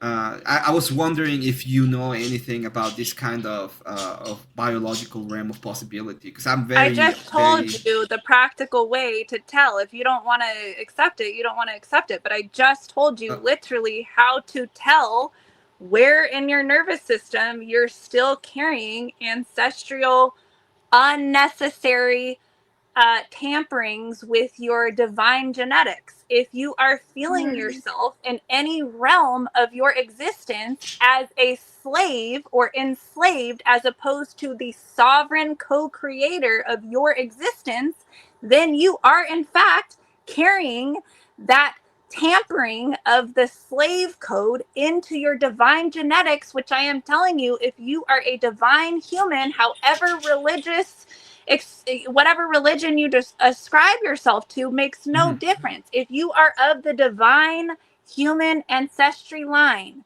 you are inherited divinity structures in your body which allow you to have sovereign control of the co-creation of every single aspect of your life, including your sexuality, however you want to express that.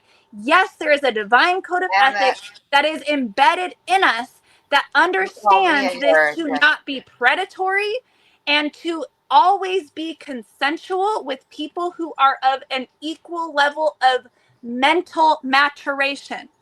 If you go subordinate to your level of mental maturation and there's no consent, any of that, it is predatory sexuality, and you are going outside of the bounds of your divinity. So divinity is not for human beings. That is incredibly blasphemous. Now that I know that I have this divine relationship that is because of my genetics, I think, and it depended on me as the co-creator of the world, as you call me. Why do I need Jesus Christ at all? Because you believe you do.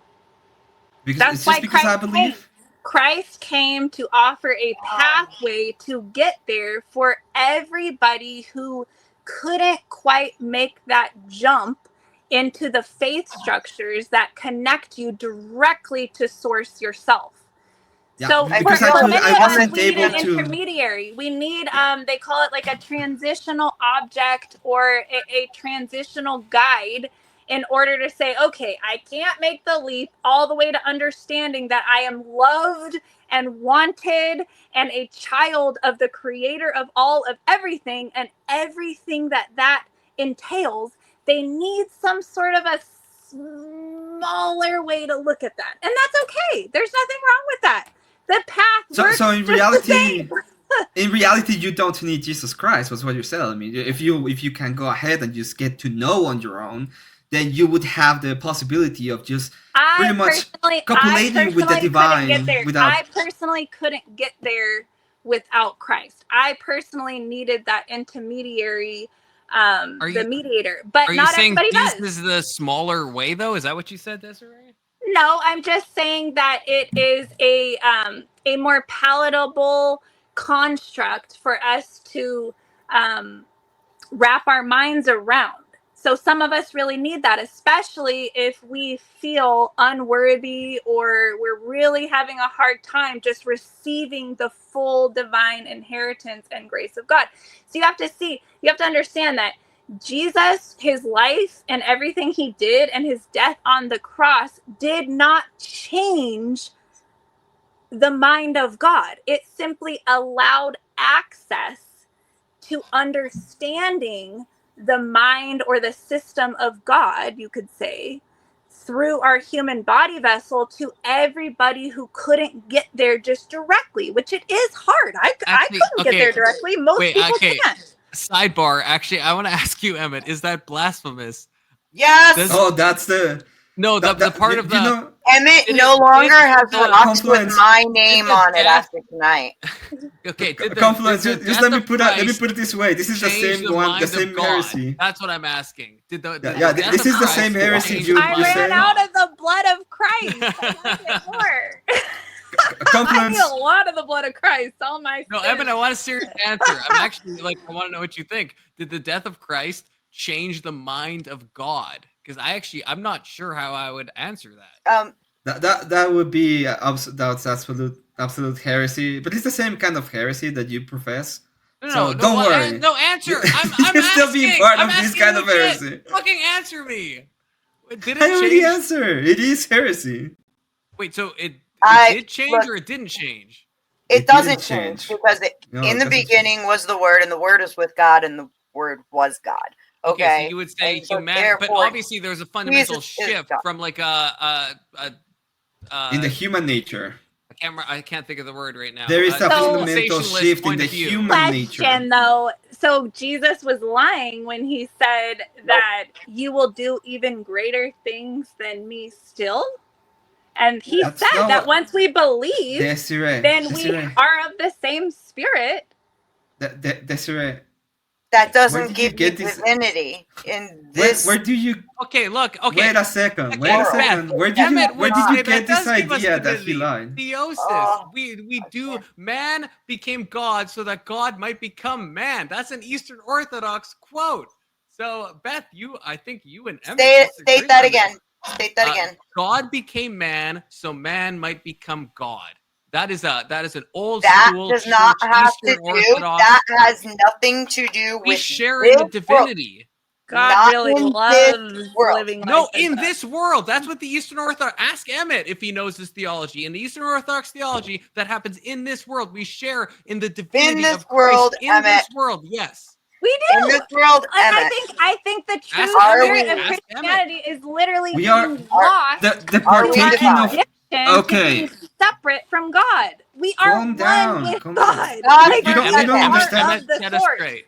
You're Hang not on, understand. You're not understanding theology. Okay, calm down. Okay, first This off, calm when isn't it comes down. to- about theology. It's about it is about the theology. It is about Truth. theology. Yeah, of this the question is about human theology. experience. To be clear, this one is about. The question they're asking me It's is about theology. explicitly about theology. Explicitly about theology. Okay, so And each dogma is going to be when a we're little talking, different. when we're talking about That's why I'm trying to theosis, which is find what out you're talking about. orthodoxy dogma. When we're talking about theosis, when we're talking about, we see it as a lifelong process in which at the end you're partaking within the energies of God, and you have become and partaking part of God. That's what you're being, or you are partaking in theosis. But we don't say that like we are little g gods in the sense of we create things, we believe, we act in accordance to the divine in a sense. That doesn't mean that we are the same, or we are the same thing as the divine, especially when it comes to the material body and the material existence of where we are. Exactly. Sure, but So- you would say As pre-death, within- we are partaking of the divine. That is according Pre-death? to Eastern Orthodoxy. Yes, Yeah, pre-death. we partake we on are. the energies of the divine when it comes, Yes. for example. Wouldn't it be to- more? what Wouldn't it is- be more what is like the- moving toward? Yeah, but what he's Yeah. talking about is like partaking, for example, in the Eucharist. So when we talk about partaking on the divine and partaking within the divine, we're talking about the Eucharist. We're talking about drinking and eating from the body and the blood of Jesus Christ when it comes to liturgy. It's not we are God all the time in every single essence and sentence, especially what- when we okay, are material. Emmett, Are not God. how would you That is how would you completely define blasphemy. sanctification? What? You know, how would you define sanctification? Do you not think that is the It's the process? pro- of it's us the- That's what it's I was the gonna say. process. Because there's a moment Right, it's a at pro- if which it's a you process, become one then with we the are divine, but then there's going the process of- sanctification It's process. it's a process of moving towards theosis. So living Exactly. within the But But there confines of is that's a my point. moment Like the at teachings of which Jesus a Christ person and partaking becomes in the aware church. and believes themselves inherently Aware as of- in the family of God, No. as being a creation The- of God. The word Desiree, we are speaks aware. to us. Well, we are aware, for example, when we go to church, we are aware that we're going to church. We don't need to be aware of some extreme mysticism that's going to happen later on. We are aware that we're going to church The and we're going to partake mysticism with the energies. is the moment by moment relationship of walking as a carrier of the divine and The moment- Desiree. The moment by embodying moment, that truth. wait, no, the moment by moment, the relationship that we have is the death to our sin and the partaking into the theological process of being and accepting Jesus Christ as our Lord and Savior. It has nothing to do with knowing a special kind of revelation that's going to come to us, that's going to make us different. It's completely within the realms of being and partaking of Christ. Is there a contradiction there, though? I mean, No. we're What is the contradiction? No, that's what I'm saying. I'm saying we're. I'm becoming... asking you. Yeah, tell me. No, I'm saying there's Argue. not, Argue. I'm saying there's not a contradiction. I'm saying I think we all agree we're becoming more and more like Christ, and that is biblical. That is Are in we? the church history. Well, I the would question say it would this be- way. I my would say question it would this be way. towards I'm you. personally becoming more and more like creator in the fullness. Jesus Wait, was no, a man, no. and like a Jewish man. Okay, disavow. 2,000 years ago. I'm Disavow. obviously not going to be able to express myself in the exact form as him, but I can express my divinity as uniquely a better and better, more consciously aware and ethical embodiment and presence of the Creator. But you don't know what that is because I asked you, how would you know a Christian is a Christian? And then you told me you don't know. Because And then I'm not I asked the same talking thing to about- I Confluence don't and he doesn't know personally either. believe that So Christianity I don't know what is you even mean when you say that. inherent Either, necessity. brother. Yeah, I do. None of- I no, asked you that don't. question about a month, No, you about 2 weeks ago. Yeah. No, you don't. First thing I ask is, What's well, your- do you what's your know? Do you answer know what then? is the Nicene Creed? Yes, we talked. We had. Oh, I don't so wanna that would replay be my this. first question as to what is a Christian, right? How does that? Okay, brother. If you were like trying to cosplay as a What is the Christian, Nicene Creed, Confluence? that's not. Cosplay, I like it. Again, we've gone down this rabbit Cosplay hole, ends. okay. Again, I'm asking you a specific question. Let's say somebody who is an atheist, Sam Harris. Let's say he memorizes the Nicene Creed, right? The Yeah. Apostles' Creed. He knows all of church history. He can say all the facts. How do you know? And he's like living a good life. How can you tell if he's a Christian or if he's not? Your own church. Well, that sounds like a says that Christian you to don't me. fucking know. Your own That church sounds says like a- that only God Go- knows. Oh, Lord. Confluence. No. That's You're the theology of your church. You are I'm sorry, you're brother. If you're conflating Eastern so much. Orthodox, Yeah. I'm You're not conflating conflating so anything. much. I'm not Yeah, you're conflating thinking. I think we anything. are way off in the weeds at this point. And this you are is So far conflating gone. because I don't know. You are conflating so much. You're conflating salvation and judgment with No, I'm not. No, with the no, even no, basic no, I'm knowledge. not. How can you know somebody you can get is that past Christian? me? You can't, brother. Are you- I won't judge you. I don't know if you're Hey, saved. our host is When trying to actually speak. you Hold don't on. Our host is know. trying to speak. You don't know. You two. Just grounded. You're grounded. You hear me? We're For gonna. how long, Abe? For how long? Oh man. I'll get him for you, Abe. Don't worry. All right. So there, we are at 7:30, which is when I said that we would take and look at our super chats. We do have some more topics, but I didn't see any particular questions, just statements in the super chats for the first chunk here. So I'm just gonna. How about we do the first chunk and Let's then we just- do another? Yeah, let's just read it, Abe. Let's read it and then Let's we'll just- do another question. How about that? Okay. All right. So first we have spiritual, not Christian. Got it. Wagira said, at the very least, we know that OnlyFans can make a word salad. I wouldn't recommend eating it. Wagira again says, this is some of the most degenerate cope I have ever heard. Let's see. Bucket Button says, this is a great example of the type of women that instant gratification spiral that men should actively avoid. Con gets cud giddies for the titties. That's true. Shout out, Bucket Button. Love you, brother. Oh, where's the others? I don't see the other older ones. I'm sorry, you guys. But that's what I got in the back there. And We'll find him now while we argue. No, you should have them in the start. Go to the start. that was the start. Let's see. Oh yeah, okay, there we go. Oh, no, the A. That's what I'm saying. Bucket Button says words. Words Wow, also words, confluence words, shows words. Bob's. Show Bob's. I'm Bob. If you go to my channel and donate enough, I will show Bob's. Okay. What? Well, I mean, what? On one of the streams, you said you wanted to rip off balls, so I don't. Well, that's on every stream I say that, brother. Okay. That's kind of my catchphrase. Oh, See. Healing BDSM sounds like a degenerate. Word salad. Oh, same one. Let's see. I don't think the youth of America understands what BDSM is. I think they Bring back taking women from towers. yeah. With our long hair. Maybe that's why I keep growing my hair long. Well, he's talking about kidnapping, to be fair. So. The, the feminist coat part is the reason why there is a lack of respect for churches, despite Christians growing. All your bodies are belong to us. Fuentes adjacent. Wow, bold move, fucking button. Emmett is looking fabulous tonight. Unlike Wine Mom. I think he was talking to you, Confluence. That must. I'm not drinking wine, so we must be talking to Desiree. But I It's do me. agree. Emmett do be looking fine. I do agree. Thank you. No homo. No homo. None of- Pretty fly for a white Mexican guy. I'm with the homo guys. That's you. You can say no homo all night long, but I mean, this whole thing with you playing with balls and ripping them off. I mean, It's not playing. It's not playing with them. It's not playing with them. It's just the ripping thereof. There's no Look- playing involved. Okay, I don't want you Look. to defame me. It's just weird, okay? whatever It's, not, cope you it's, got, it's a all normal good. thing. It happens in a Whatever lot of cope cultures. you got, it's all good, honey. So, All right.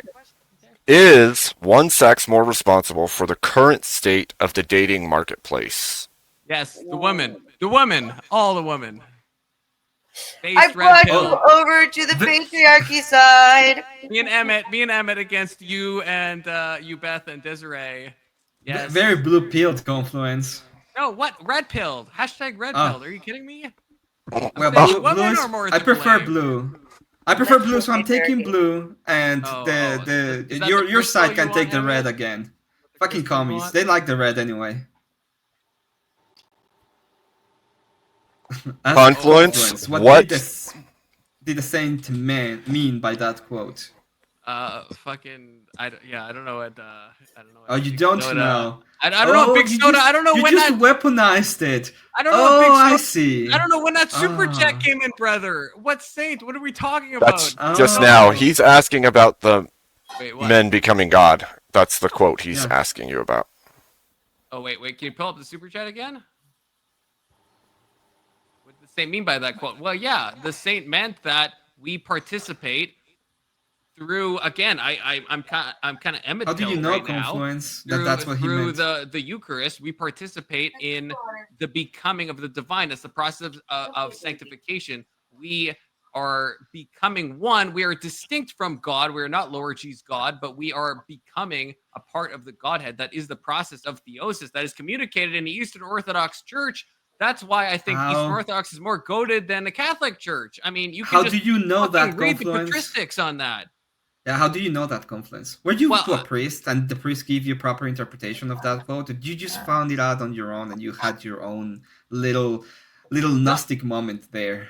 No, it didn't have my own Gnostic moment. I've read the Bible. You're never obviously. gonna be able to get to God through your mind. I'll tell you that. You do it by Okay, faith, that's yeah. true. But that's the only true thing you've said today that I can agree with. It's not through your mind, it's through faith. But then that means that you cannot have a special faith knowledge. comes from your heart.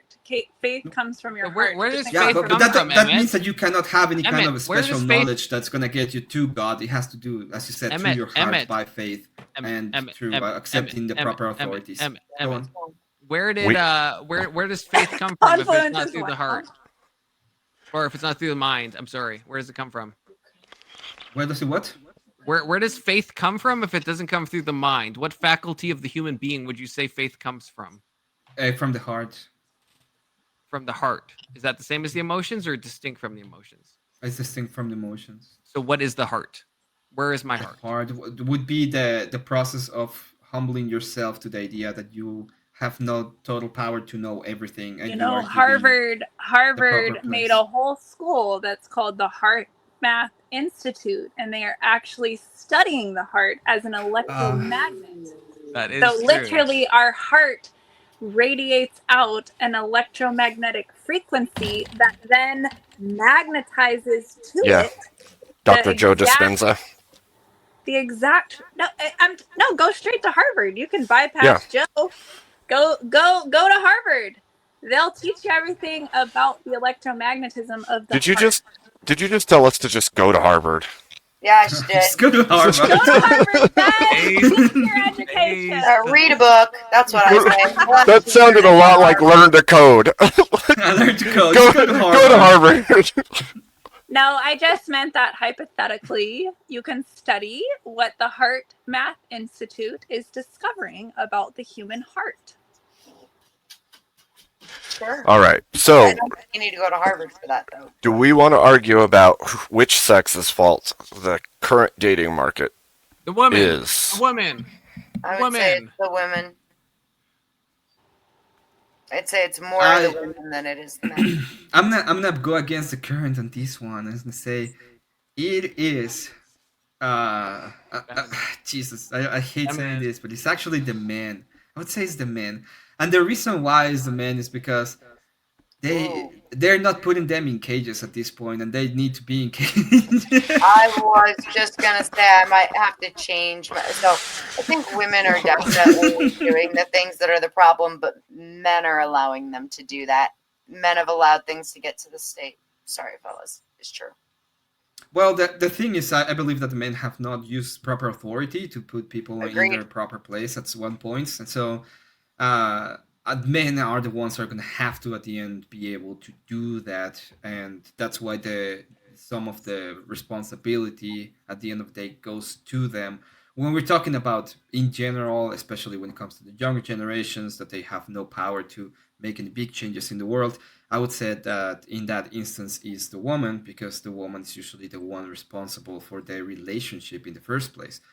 And they are the ones that fosters said relationship. That's why it was important when we were talking about if the men have the responsibility to provide, does the woman have the responsibility to have a good relationship with the man? And the answer is yes, because they are the ones who usually take a little bit more care of that load, and it helps them in their duty bound responsibility, as well as it helps the men and the relationship in general. When it comes down to dating at this point, women have such astronomical expectations of men that, they don't really, there's a lot that don't necessarily deserve it or earn it. And it's a huge sense of entitlement. And I do think, unfortunately, men have kind of failed in the sense of allowing feminism to take hold as much as it has over the decades. So Emmett, is your statement is that due to force doctrine, it can only fall to men in the end I think when that everything once reduces back? Yes, when everything reduces back to pure force doctrine, it has to be on the men, and they are the ones that will utilize force to sounds redundant, but enforce No, right. the rules for the society. But when it comes to like when we're looking at the framework without the force doctrine, I would be on the woman because they're the ones that foster those kind of relationships. So more or less, what you're saying is it's both sides for their own reasons have Yeah. a part to play in it. Okay. They do have a part of play, and I don't want to take responsibility away from women when it comes to the actual thing because I don't think they're dumb little baby individuals that have no agency. They have agency and they do have a role to play, especially in society. So we have to be able to give them the place in a sense that they have a responsibility on. And I think one of the responsibilities is foster some kind of relationship when it comes to dude.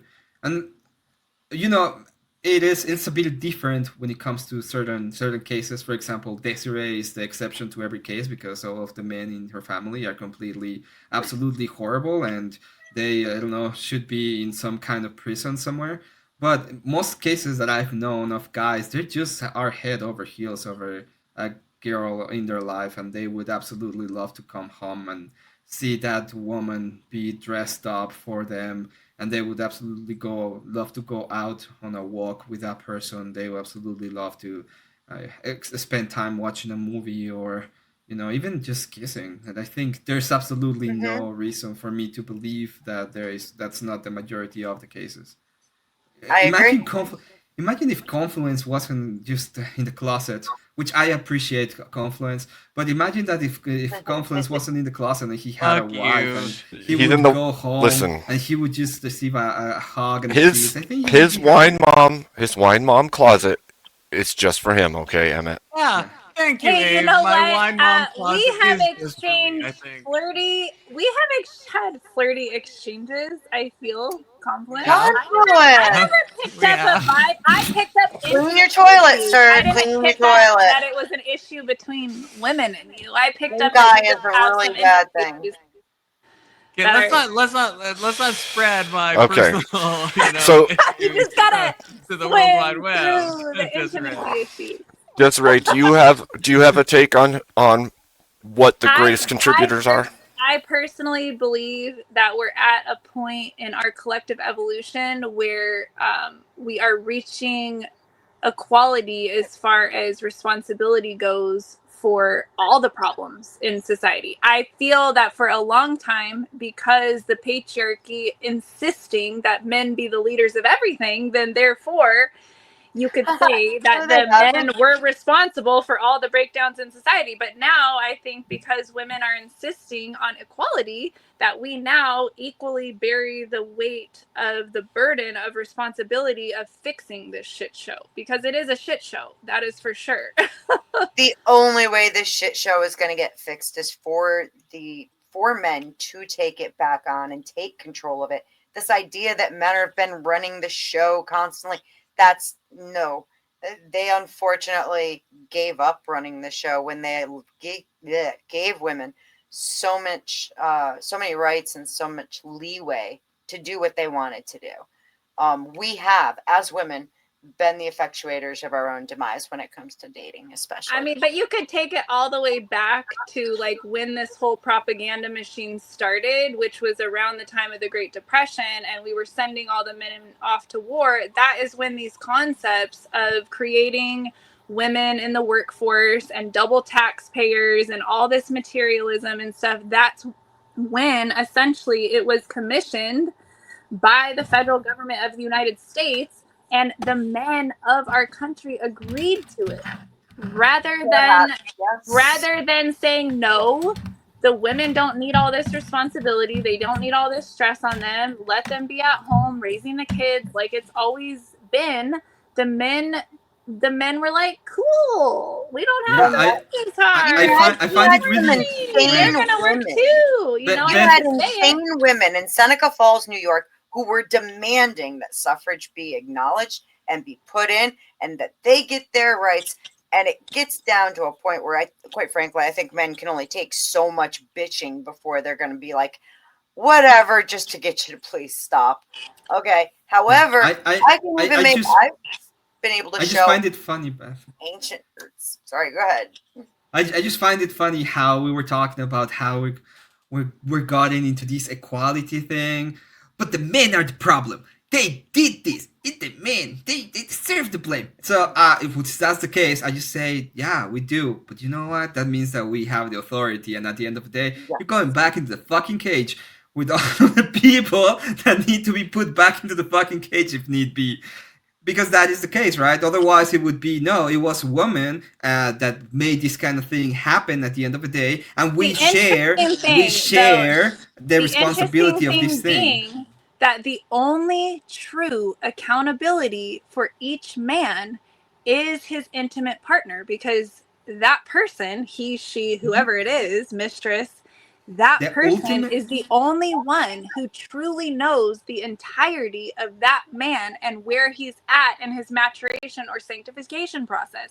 Hence all these freaking trials coming out where it's like, what's P. Diddy really doing? Let's ask his partner and this type of stuff. I disagree. It's that woman. And that's where I hold women accountable to all of this shit show, because women have allowed these sociopath type of men who had all these ulterior motives and agendas to just run amok, and none of them were coming out and just taking them out. I disagree. Or telling somebody what the hell her it's very simple, husband was scheming. No, it's very simple, Desiree. Since the responsibility of men, and men are the psychopaths and the sociopaths, and they do all the bad things. You know what? We're gonna go ahead and just put everybody that disagrees with those men in cages anyway. And when they start yapping, we're gonna tell them to shut up. Okay? Oh, we are going to, apparently, because that's what you want. Because the moment that we go ahead and try to give a nuanced take when it comes to share responsibility, it also comes back to the men are the problem. If that is the case, why would we care anyway? Why would we care anyway? We're gonna be the problem. We're gonna do it right way. No toilets in cages. I agree with you, Doomer. Wow. No toilets in cages. Can I say my piece? I don't know. Confluence. Okay, so I guess this is maybe a bit of a pivot, but I think. I want to pick your guys' brains on this. So I think I said women are to blame for this, but I don't. It's in some way a meme answer, because I think women are to blame because I think the technocracy that rules us, like most people meet on dating apps, right? And so that's owned by Match Group, right? That's just stats for younger people, right? And I think that women are more culpable. They're more susceptible to kind of the dating app degeneracy than men are.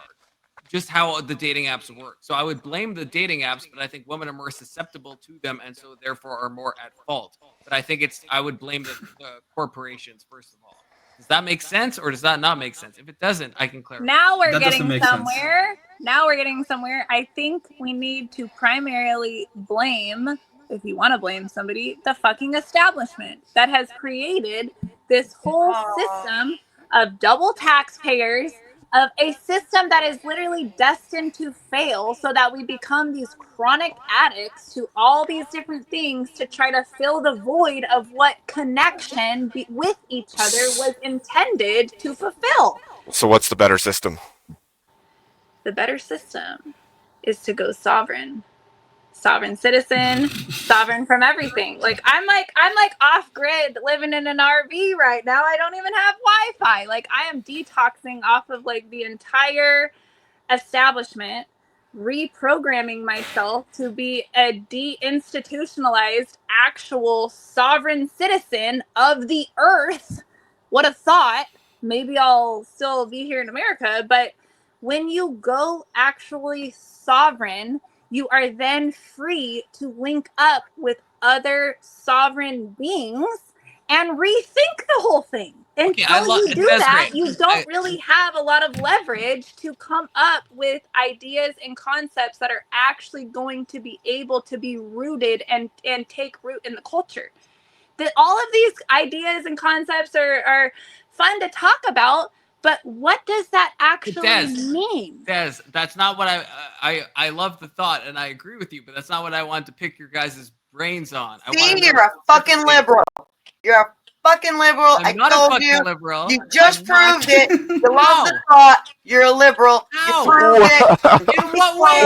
Am I saying that dating apps? You're fucking liberal. That dating apps? You're a liberal. Wait, in what sense? In what sense? Well, Beth just freaking throwing a torch over here. We're getting judgy. We're getting judgmental tonight. Go ahead. Tell me. How my indictment of Match Group and dating apps is fucking liberal. No, you want to go after the establishment. I didn't say that was Desiree. I can actually. I said it's Match Group that makes women be cucked because back in the day we were meant to live in villages of like Dunbarian numbers of like 150 people or whatever the fuck. And now with like Match Group and all of them owning all of You're right. I'm so sorry. You're not a liberal. You're a communist. Oh my god. That's like calling somebody a narcissist. Even fucking don't agree with what I'm saying. What the fuck? He's so mad. Let's not throw the labels around. Okay. Is OnlyFans predatory? Also, please explain how we don't know what BDSM is and give more examples of what men should avoid. I'm assuming that's to me. I guess. I believe that in general, OnlyFans is predatory because most of the models are using agencies who have fake people in the chat boxes, and that's the primary way that most OnlyFans models are making their money is with essentially chat bots in the chats, and the men actually are delusional enough to think that they're talking or sexting. Oh, blame it on the men. I don't run my business that way. I have a very small platform. I actually do my chats, and I don't do sexting. And my subscribers know that. I run my business model completely differently, completely transparent. These days, I only make solo content or with my actual real partners in the times where I've been in partnerships. So my OnlyFans business is not predatory by any means, but most of the industry, I would say, does fall in the realm of potentially predatory. Now, everybody has to be 18 with a bank account and an ID and a credit card to sign up. So at what point do you let the grown-ups do stupid grown-up things? I mean, I don't know. So it's the men's fault. Wait, Beth. Give me a second. Abe, you got an echo, by the way. Yeah, you got an echo. Mute. Beth, sorry, Desiree, did you pay your exes for the content they made? I didn't make content with my exes. What about so you have several? Wait, yes, the you guys did. That you're using right now. Yes, you did. Yeah, you said one of the primary people that you made content with was your ex, and that was why it was okay. Yeah, you said you make content with the people you are with, right? Yeah. You had some kind of relationship. Do you pay them? Yeah, I guess in that sense, the guy that I started, the guy that I was with when I started my OnlyFans, he was the only one that I originally made content with, and he was 49% shareholder in my corporation, so we were equal business partners, and I paid the bills, and we had the whole structure set up, and then after that, I made content a couple times with like friends in the industry, and they had their own platform, so they were getting paid off the content. Like most people that I had done content with, they have their own platform. So yes, they Paying are them an also getting paid. exposure is what you're saying, Desiree. What? You're paying them an exposure is what you're saying. Yeah, you're paying them with exposure. You're paying them with No, Well, I mean, if it's, they're- like it's collaboration. It's no different than like we're doing this stream right now, and it's running on multiple different of our No, I agree. streams. It's the same concept. So we're all equally in this, and we're sharing the content on our respective platforms. It's an That's equal true. share. Abe's not sharing the donos with us, so that's a fair point. Get No, your well, own this exploitation of your persona. It's different. We're not having. We're never going to have that kind of thing going on, you and me, Confluence. That would still be the same Confluence. That would still be the same because they would be paying through hers for her. They would be paying through his for him. It would still be exactly the same scenario as it is right now. Yeah. Right. Well, that was my point. Yeah, that's what I was trying to say. Well, but it would be different if I'm making content and I'm pretend to not exploit anybody, which I will exploit you, by the way. I don't have a qualm with that. And I would be like, oh, there's only exploitation from the men's side, but I have a bunch of content creators that are female that are using men to create content that they don't get any money, for example. That would be exploitation. Lily Phillips is a good thing way. is, I'll say Lily this. Phillips I'll say this. That Lily there's such Phillips, a well, I'm difference- almost done. I'm almost done. Lily Phillips will be a perfect example of a predatory woman that exploits men in order to make content, for example. Go ahead. I'll say it this way. I can only speak for myself, but if you knew the number of men who beg me to make content with me and that's how they're trying to hook up with me, it would disturb you. So I don't necessarily know that the predatory or that stuff doesn't necessarily transfer over male to female the same way per se as it does female to male in an exact exchange rate, if that makes sense, because of the differences why not? of male and female sexuality. Wait. But isn't that?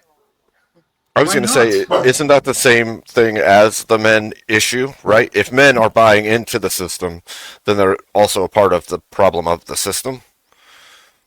I mean, men are the primary ones who've created the system and keep the system going. The women are just the actresses or the ones that are willing to make the content, but it's a supply and demand thing. If the men stopped demanding it, the women would stop supplying it. I mean, it's basic economics here. It's a very profitable industry to be in precisely because men are wanting it. There's a huge demand. I mean, I hate to say it, but we have to look at the objective reality of how booming the sex industry is. And I mean, we that's have true. to stop blaming that's incontrovertible. everybody and just look at why is this?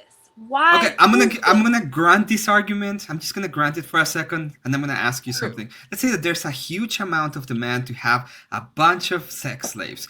Why would it be wrong that I go on and supply the demand if it's just demand and supply? It's honestly, if you look at it from the level of just objective species provision, I don't necessarily think there's anything wrong with it. The problem inherently becomes you had a big problem with it earlier when you were talking about what happened to you. So it's not. Wait a second. So is it okay when other people become sex slaves, but not okay when you did? Because that's kind of what you're talking about. Are we talking about non-consenting sex slaves? If it's supply and demand, and the demand is sex slaves, regardless of consent. You just said if you see nothing wrong with that. I do see something wrong with that. So, okay, good, because earlier, you were talking about this generational trauma and your horrific trauma that had to be cured with your head in a toilet and something else going on back door. Okay.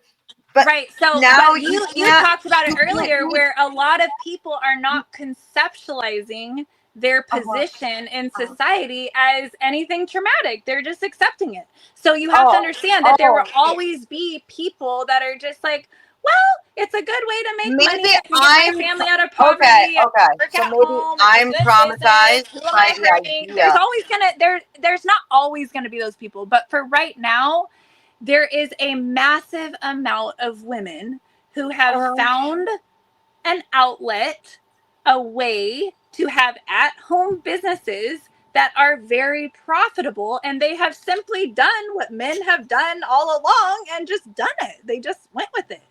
So There's been a lot of cartels So that have then found a it's very their own profitable. fault. Wait a second. It's There's their been own a lot fault. of cartels that have found a way that to provide a lot of trafficking, and in which they just give a lot of value to the people that I want really it. think And that it's it has perfectly to Exactly. fine, do They're no? with the becoming more men valuable, and they enforcing just something don't. different. They're becoming more valuable, and so therefore they don't mind what's happening to them. It's not actual trauma, and therefore it's okay in Desiree's world. No, I'm not saying it's okay with me personally. I'm just saying that's the objective data. So then why does supply in and from demand? Why would society. supply and demand have anything to do with? Listen, when it still comes down to what some women are doing on platforms like OF is really no different. When Beth, you break it down how to are you different- tying in supply and demand to consent? I'm confused on that point. Because that was the question Emma asked, is if sex slaves are in demand, and like she said, the prawn industry I is mean, about to me, supply there's and no demand, difference between and therefore a wife. she was A asked, wife inherently is a sex slave. I mean, come on. no, she's Okay. not. That is disgusting. Okay, What yeah, is that wrong? is okay. No, but I want to hear Beth. Beth, I want to hear what because I don't understand how supply and demand. Okay. You could have a demand. There could be a demand for like Chocolate? child inappropriate material. That doesn't mean Oh. it I should gotta be plug my phone fulfilled, in. right? Like just because you have a demand, that doesn't mean it's moral. It doesn't mean it's That's consensual. what I'm saying. Wait, So, I can That's consent is I not can the same as supply explain and you. demand. Wait, I agree Confluence, with I can you. explain this to She you. said, because supply and demand, therefore prawn okay. Emmett asked if sex slaves were supply and demand. Is there? Well, I And thought- she said she saw nothing wrong with that. I thought So that's why I asked. Wait. I Okay, didn't say maybe it. I misheard because my thought is I thought Desiree was saying that yeah, with pornography, obviously the supply and demand is a very real thing. But I didn't hear Desiree say that. Therefore, sex Confluence. slaves Let is me. an okay thing. Okay. to demand from. Confluence. Emmett, Let me please explain. explain. Let me explain this so you don't strawman it, because I don't know why you have You're- today you had I like don't know the how you page of missed a this. steel man on your end.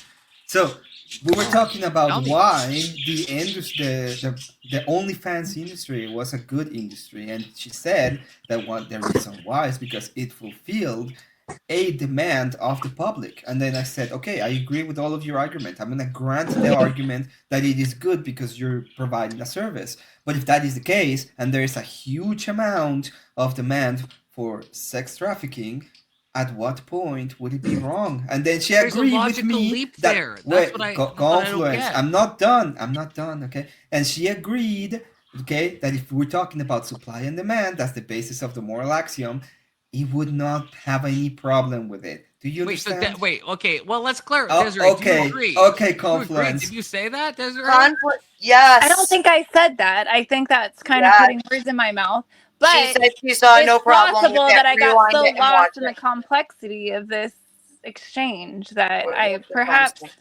worded something in a way that I didn't necessarily I mean, missed but this it. is a very Maybe I- gray area of honestly, it's very gray because I personally don't see the difference between a consensual sex worker doing what she does for pay and the role of a wife. I don't necessarily see the difference if you're talking about it on a simple consensual energy exchange basis.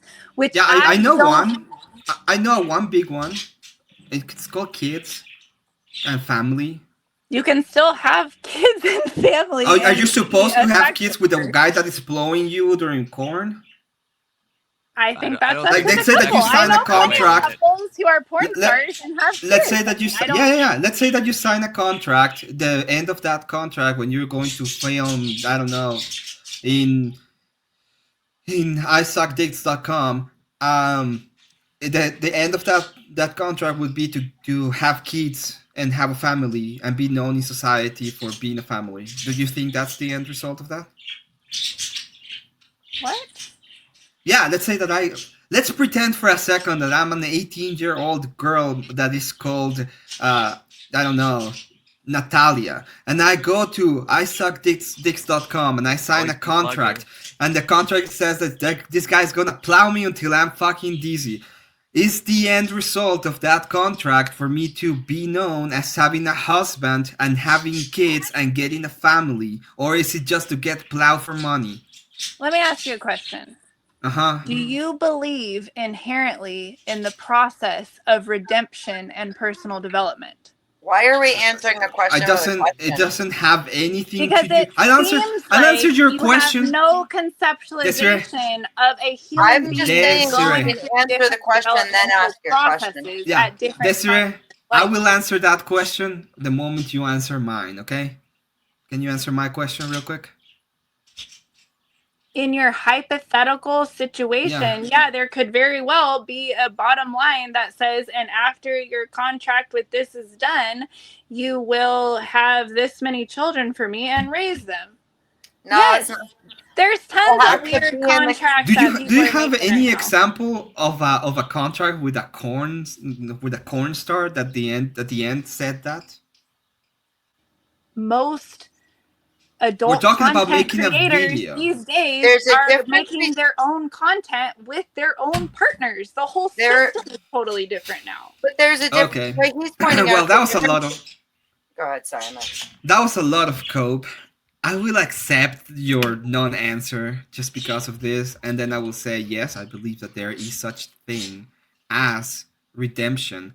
Okay, but redemption is not something that you just say, "Oh, I am redeemed," and that's it, or I feel bad about this. It's a whole process of redemption. It's usually overseen by a priest. What's super weird is when people reach the level where they discover themselves to have a non-conformist sexual identity, and then they do not ascribe to these confines of sexuality that have been imposed on us for many, many eons, and they feel completely free with that. Completely fine. And they go on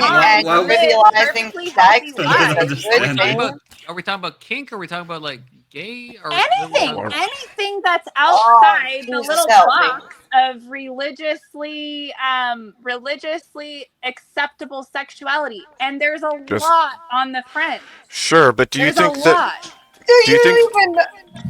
that nature can inform?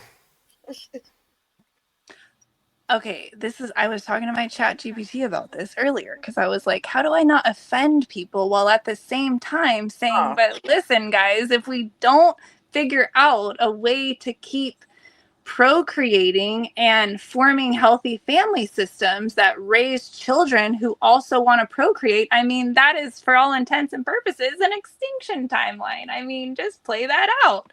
So it's like, we need to have some sort of reverence and respect for those, what we talked about, to loop it back around to the beginning of the show. There's always going to be outliers, right? In the species. Outliers do not make the rule. Outliers, but they don't make the rule. And we all have to honestly do our own deep inner work and self-reflect on what part in the continuation of the species on a biological and a consciousness level do we want to play? Do we want to be NPCs where our freaking whole thought process and DNA lines just die off? Or do we want to be contributing members of the future of humanity? And that is really something we all have to consider. How would we know? Family has done more damage to children than anything else. And when you start looking, especially at what the prawn industry has done within relationships, the way the effects that have had on it, it actually leads to sexual dysfunction within people. Just from watching it, and I don't disagree. So, that's why I personally position myself as like a Trojan horse inside. I capture the audience that is somewhat kind of in this middle ground of like They're single, they're confused, they're maybe lonely, they're not sure what this is all supposed to be like. And I am just an example of a real woman. How many of them are married? Not to quote Emmett, is that not a bit of cope though, in a way? Because if you're saying the corn industry is bad, but you're participating in it as a Trojan horse. And that's the thing. She said I think that the federal government of the United States is bad, yet I somewhat participate in it. You know, it's like it's a transitional process. You have maintained that you enjoy this, that this is like therapy for you. How the fuck are you like being a Trojan horse?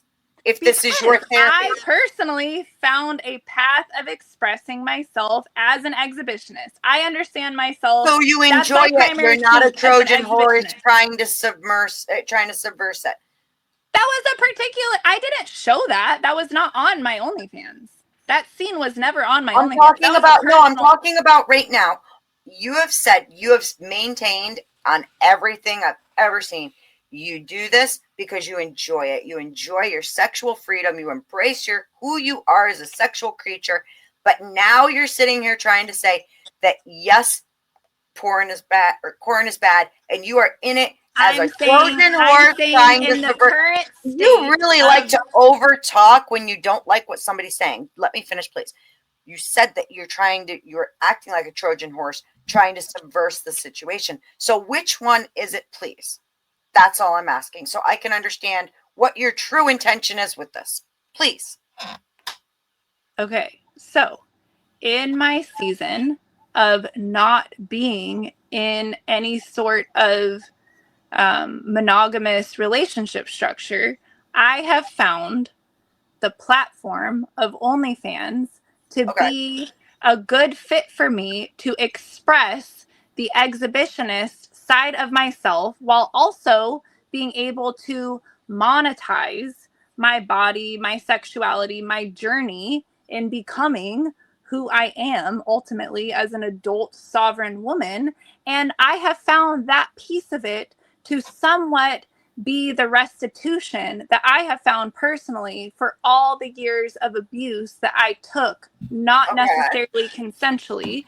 And for me, it was very freeing. It was very freeing. And also, I have had the situation where I had so many of my relationships, almost all of my relationships were based on this caricature I was playing of this good girl, this good Christian girl.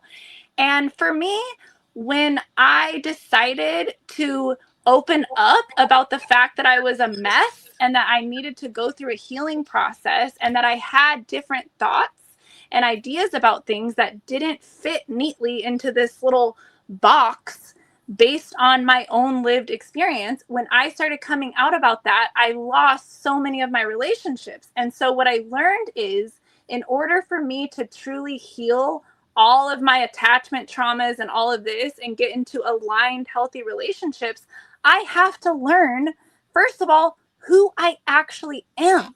And then I have to own the fullness of that self before another. I have to be, in other words, comfortable with my full the Trojan horse existence. idea that where does the Trojan horse subversing a bad thing come into play? So because our culture and society is so addicted to pornography and all these manners of perversions that I do not believe inherently that we will ever make the jump from the shit show we're in of addiction all the way just to puritanical living where everything is perfect and this doesn't exist. I think there has to be a bridge to sort of wean everybody off, like a methadone clinic, to wean the nervous system off of this toxic. So what's your harm reduction then, Des?